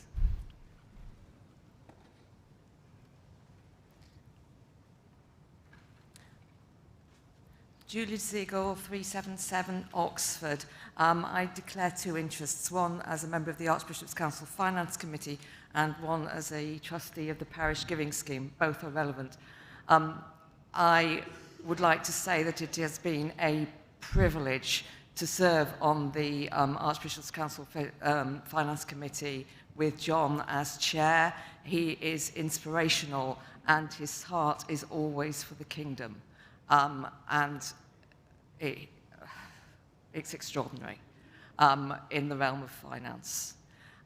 Regarding the parish giving scheme, regular, committed Christian giving has held up this church through the pandemic, and the parish giving scheme now processes 40% of the regular committed giving in the Church of England. It makes life easier for treasurers, and it makes life easier for givers. Please, can I commend it to you? If your diocese is not signed up, please look at it. If your diocese is signed up, please do everything, members of this synod, to encourage your parishes to use it. It has been a lifesaver during this time. Thank you. Penny Allen, please. Penny Allen, Lichfield 335. Delight to hear from you again, John. Thank you for your expertise. This is a question about digital resourcing, because we asked and have prayed for 10,000 new churches, and God, being a great person of surprise, has given us 8,000 new online sets of communities to look at and to service digitally. I wonder, having looked at the budget and seen only an increase of £36,000 in the apportionment for digital services, whether we can reconsider that amount and look at it for future years, and whether any grand plan is being hatched for how we take this forwards, because we do not want to lose the persons that we have made connections with during this pandemic. It's very important to keep people online, especially those who are unable to attend church in person for various disability reasons or reasons of care. I think from my own point of view, I would echo what's being said about the discipline of having to look very hard at our evangelism budgets during this crisis. And I hope that some of the strategic development funding can be diverted into some more of the excellent projects that are being put forward by the digital group. I'm really impressed with their work. Thank you, John. Thank you. And our third lady, please. Jane Palmer, Salisbury 213. Thank you, Chair and John, for your clear and helpful presentation. It was inspiring, and it's clear there's a real challenge. But of course, we trust that with God, all things are possible. In our diocese, we have engaged with a comprehensive, generous giving campaign.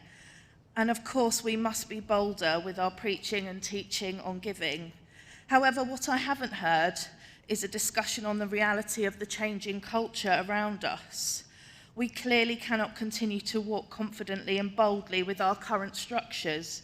Change is coming, as we have heard. As a young person, I reflect that many younger generations have less disposable income.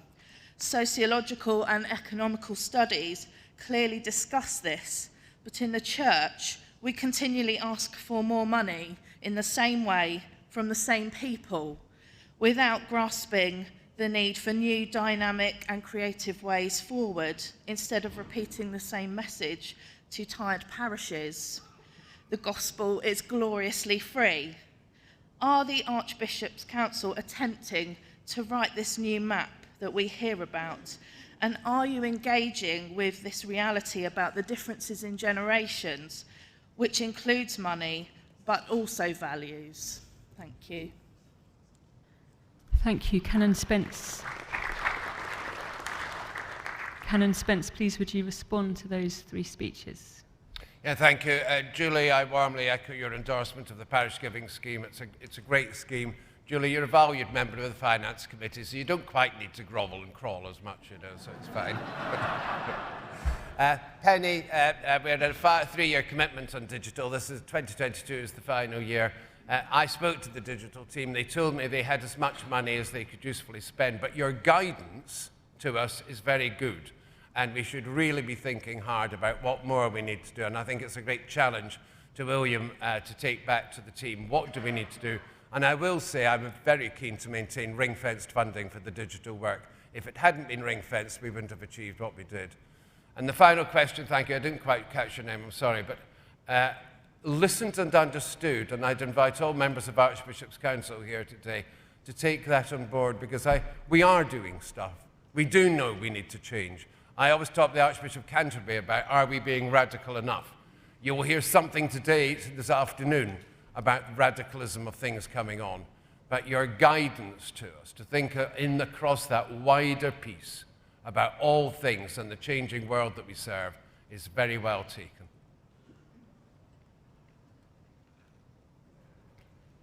Thank you. If you would like to speak in the debate, please stand. The speech limit is now 3 minutes. I call on the man in the black face mask, please. Following that, the person behind him, and then Miss Daly.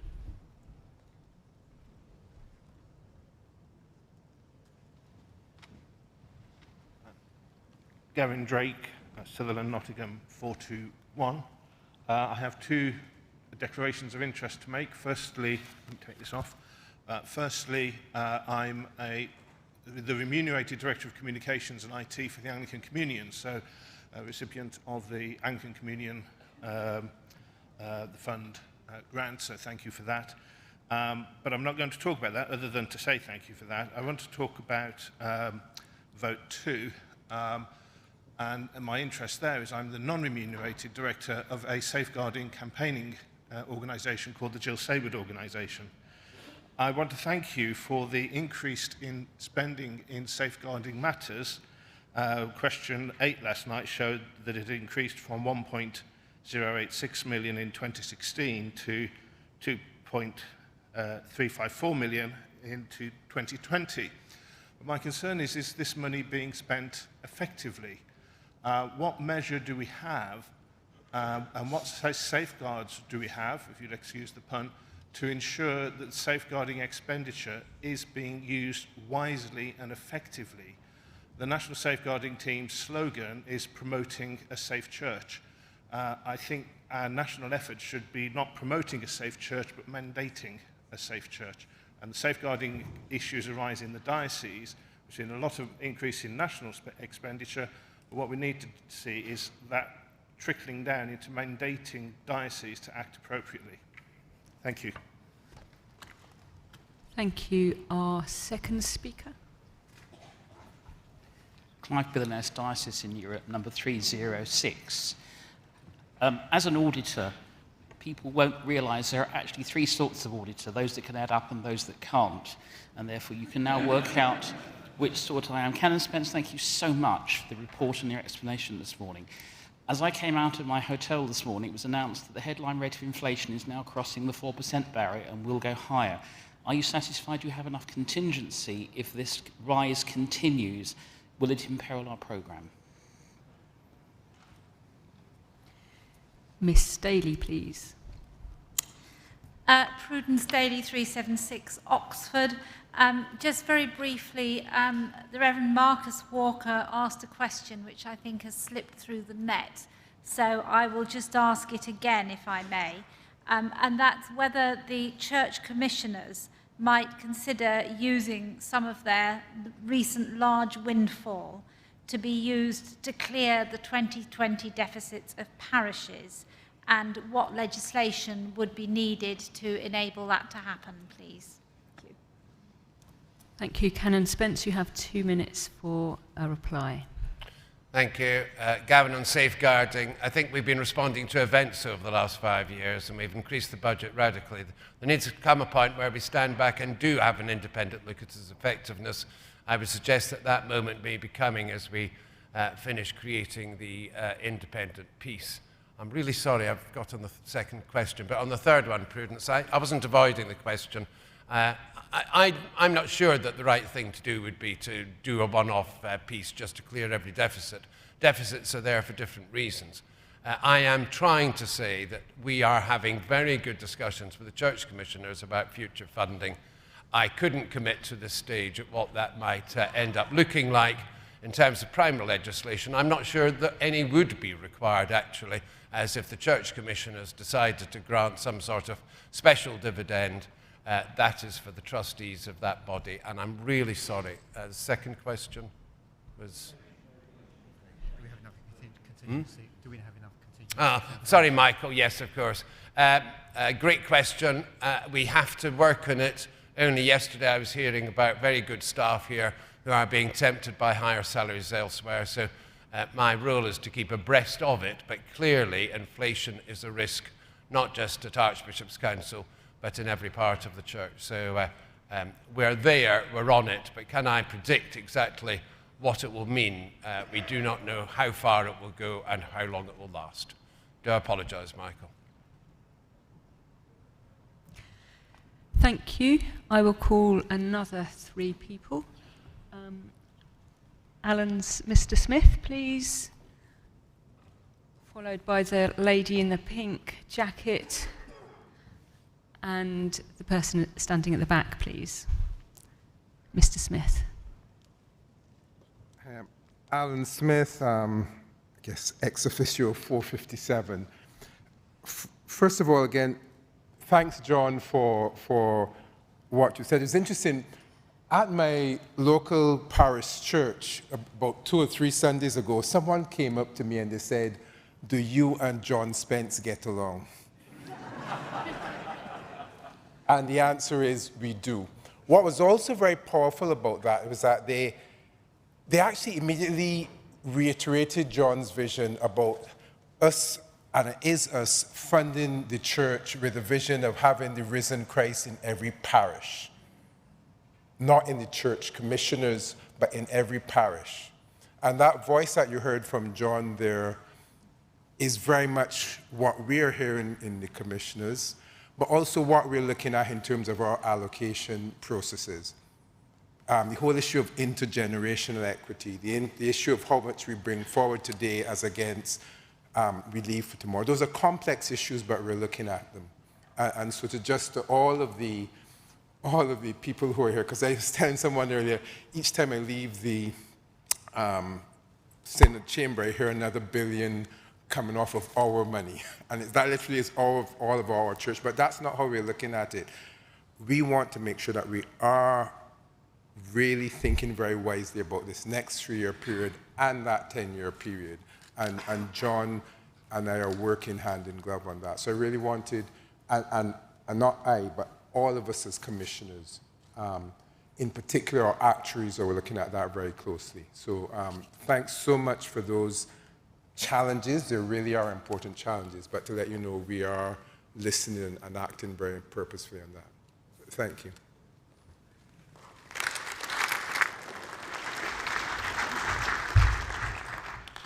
Thank you. Our second speaker.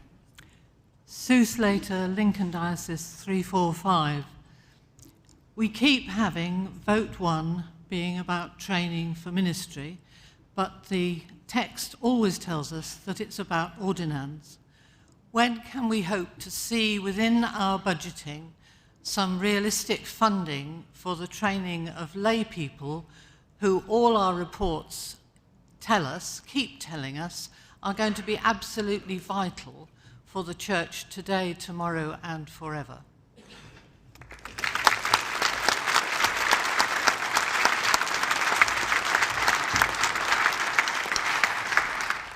Thank you. And our third speaker. Fiona Gibson, Hereford Diocese 128. Thank you, Chair, for calling me, and thank you, Canon Spence, for your presentation. Like our colleague from Leicester, I had no intention of speaking in this debate, so forgive me for being somewhat inarticulate. You referred in your presentation, Canon Spence, to the necessary cuts in various budgets and departments across the church institutions. I'd like to ask, if I may, how and where decisions are made about where across the different departments, for example, finance, HR, theology, vocations, ministry and mission are made. I suppose my big question could be summed up in the words of Shoshana Zuboff, who, writing about surveillance capitalism, said, "Who knows, who decides, and who decides who decides?" Thank you. At this point, I will test the mind of Synod on a motion for closure. If the Synod would like to close the motion, then I'll ask John to use his next speech as a closing speech. If Synod want to carry on debating, then of course John will have a response and we'll continue to take speeches. So would all in favour of closing this item please show? Thank you. All against please show. Okay, that is carried. So I now call on Canon Spence to respond to the debate and to move the motion. Well, Alan, thank you for your words. In terms of training of lay people, absolutely, the applause in this room will have been heard. We recognise that it's key if we're going to have the ministry of the church going forward. Everyone is called, and we need to ensure that there is good support for lay ministers. I did actually see a draft proposal on the topic in the last few weeks, which Bishop Martin and his team are working on. I think we're some way away, to be quite honest, but it is on the table, and you're absolutely right to raise it. And Fiona, your question about who decides, the responsibility lies ultimately with the Archbishop's Council. The trustees thereof take their trustee responsibilities very seriously, but we do not work in isolation. And if I may say, and if I may be as bold to say, one of the great blessings and benefits to come out of COVID is we now have a House of Bishops who have been meeting so much more regularly that they create a very cohesive force, so they are fully engaged. The Emerging Church Steering Group, which brings together people from the House of Bishops, Archbishop's Council, Church Commissioners and everyone, they are all engaged. So we really have a very full consultation and engagement process. The legal responsibility sits with the trustees. I can assure you they act after consultation and deliberation. And why does that matter? Because there isn't an Archbishop's Council and a Church Commissioners and a Pensions Board and a lot of dioceses and a lot of parishes. There is one Christ, one body, we are one church, and if we operate in that way, I finish as I began, we will walk forward boldly with confidence. I thank you all for your contributions, and I look forward to working with you. Thank you.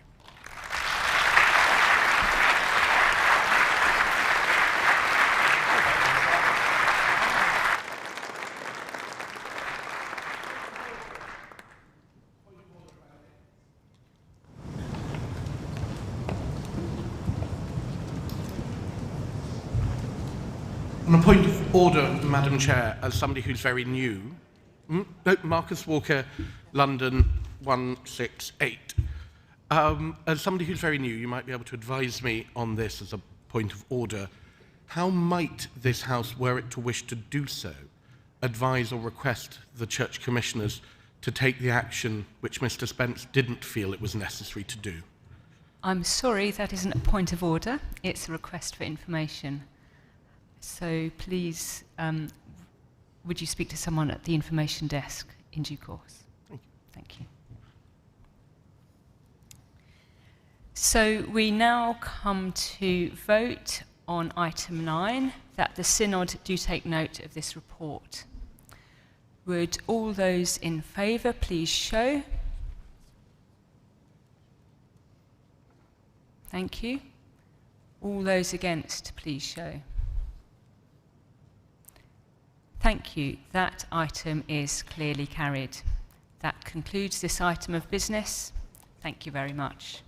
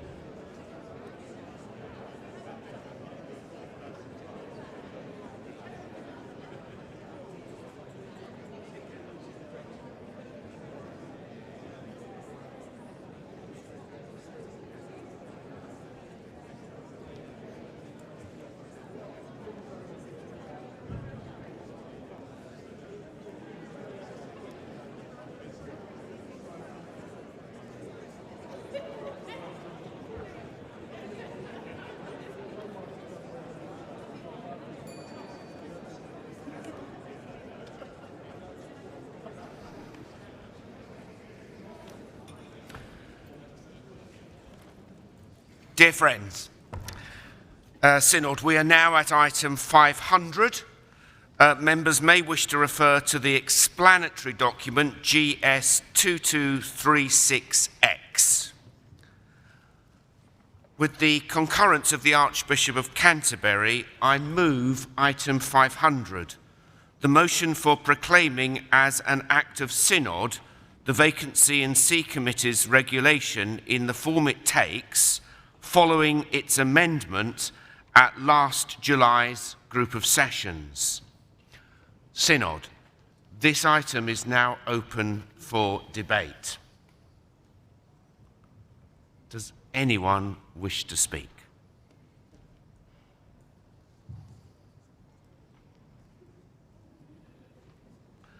Excellent.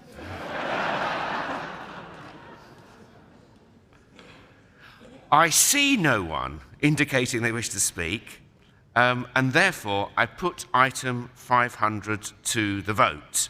And I think we can, if Synod is okay, we'll just do that with a show of hands. So all those in favour, would you please indicate? Is anyone against? Are there any recorded abstentions? So I declare that that is passed, and the... Sorry? One, I do beg your pardon. There is one recorded abstention. The motion having been carried, I shall now ratify and confirm it for the province of York, and the Archbishop of Canterbury will do so for the province of Canterbury.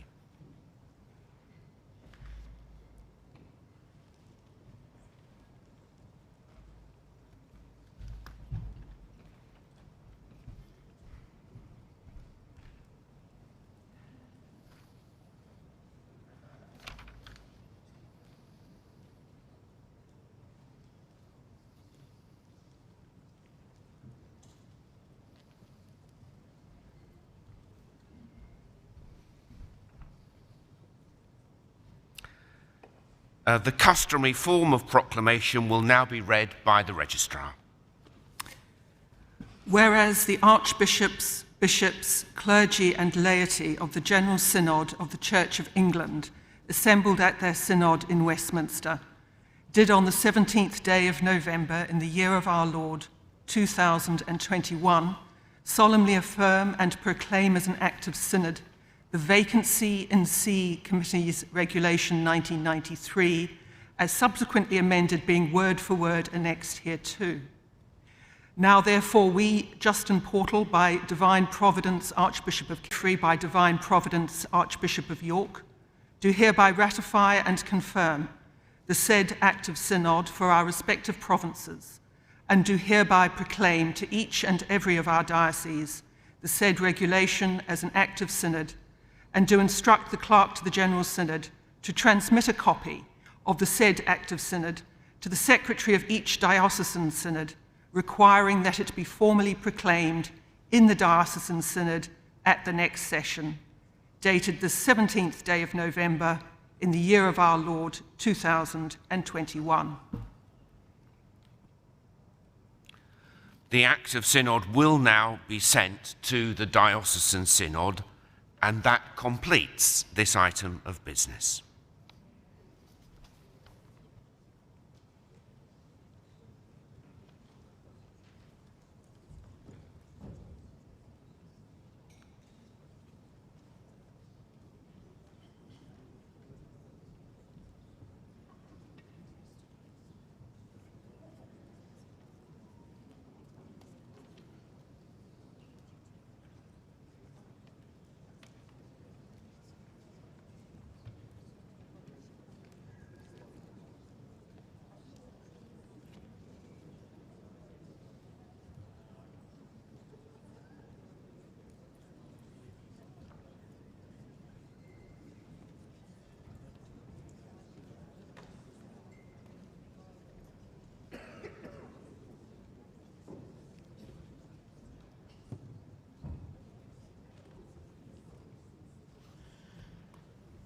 Members, we often experience pressure of time in General Synod and find ourselves struggling to keep up with the clock. This time we're ahead of the clock because we weren't expecting to be quite as early as this in moving to item 10, but we are, so we will. And this is item 10, the appointment of a member of the Archbishop's Council, which is to approve the appointment of Mark Sheard as a member of the Archbishop's Council until the 14th of February 2027. I call upon the Archbishop of York to speak and to move item 10, and he may have up to 10 minutes, although I suspect he may not take up to 10 minutes, but he has it if he wants 10 minutes. Chair, thank you very much. Stephen Cottrell, Archbishop of York 002. Synod, as you will have read in GS 2237, approval is required from this body for appointments to the Archbishop's Council, and Synod is asked today to approve the appointment of Mark Sheard for a further term which would expire on 14th of February 2027. Following a similar appointment to the Archbishop's Council back in July, a request was made for Synod members to see the terms of all the appointed members, which has been provided in the paper and I trust is helpful. During Mark's first term on the Archbishop's Council, his contribution to our meetings has been extremely valuable. And those of us, and many of you will know him well, he brings with him an enthusiasm that we see throughout his involvement in the national church, and I'm sure also at St John's Ealing, where he serves so faithfully. Mark is often the voice asking the important and challenging questions, underpinned with a real passion for the mission of the Church of England, particularly the championing of the laity and, of course, those with disabilities around their calling in the mission of God. Mark is the chair of the Mission and Public Affairs Council and is at ease holding together different views across the theological spectrum with the same grace we see upheld in the Archbishop's Council. Mark is also instrumental in the work of the Evangelism and Discipleship Steering Group, and colleagues across the NCIs, and those of us who've known him in Synod, hugely value the wisdom and the care that he brings, along with a wealth of experience to the role which he brings, having served on the board of World Vision, and more recently, his work in steering that organisation through the pandemic. Mark is a trustee of Fresh Expressions. His knowledge in both public affairs and marketing brings real skills to the work of the Archbishop's Council, alongside his deep desire for the good news of Jesus Christ to be shared in our nation through the Church of England. Quite simply, for those of us who know him and work with him, Mark is a joy to have as a colleague on the Archbishop's Council, and therefore I beg to move the motion standing in my name. Thank you. The motion is now open for debate. If anyone wishes to speak, would they please stand? It would appear not. The Archbishop therefore has nothing to reply to, and he's already moved the motion, so we can proceed immediately to a vote. All those in favour of the motion, please show. All those against, please show. The motion is clearly carried. My goodness, I don't think I've ever chaired anything quite as brief as that. That, therefore, concludes this item of business, but I just do want to remind you that during the lunch break, there will be an opportunity for the chairs of Synod groups to address Synod on an informal basis, of course. Penny Allen is coordinating that, and that will take place here in the Assembly Hall, I understand, at 1 o'clock. So if you would like to find out more about Synod groups, please do come back for an informal meeting at 1.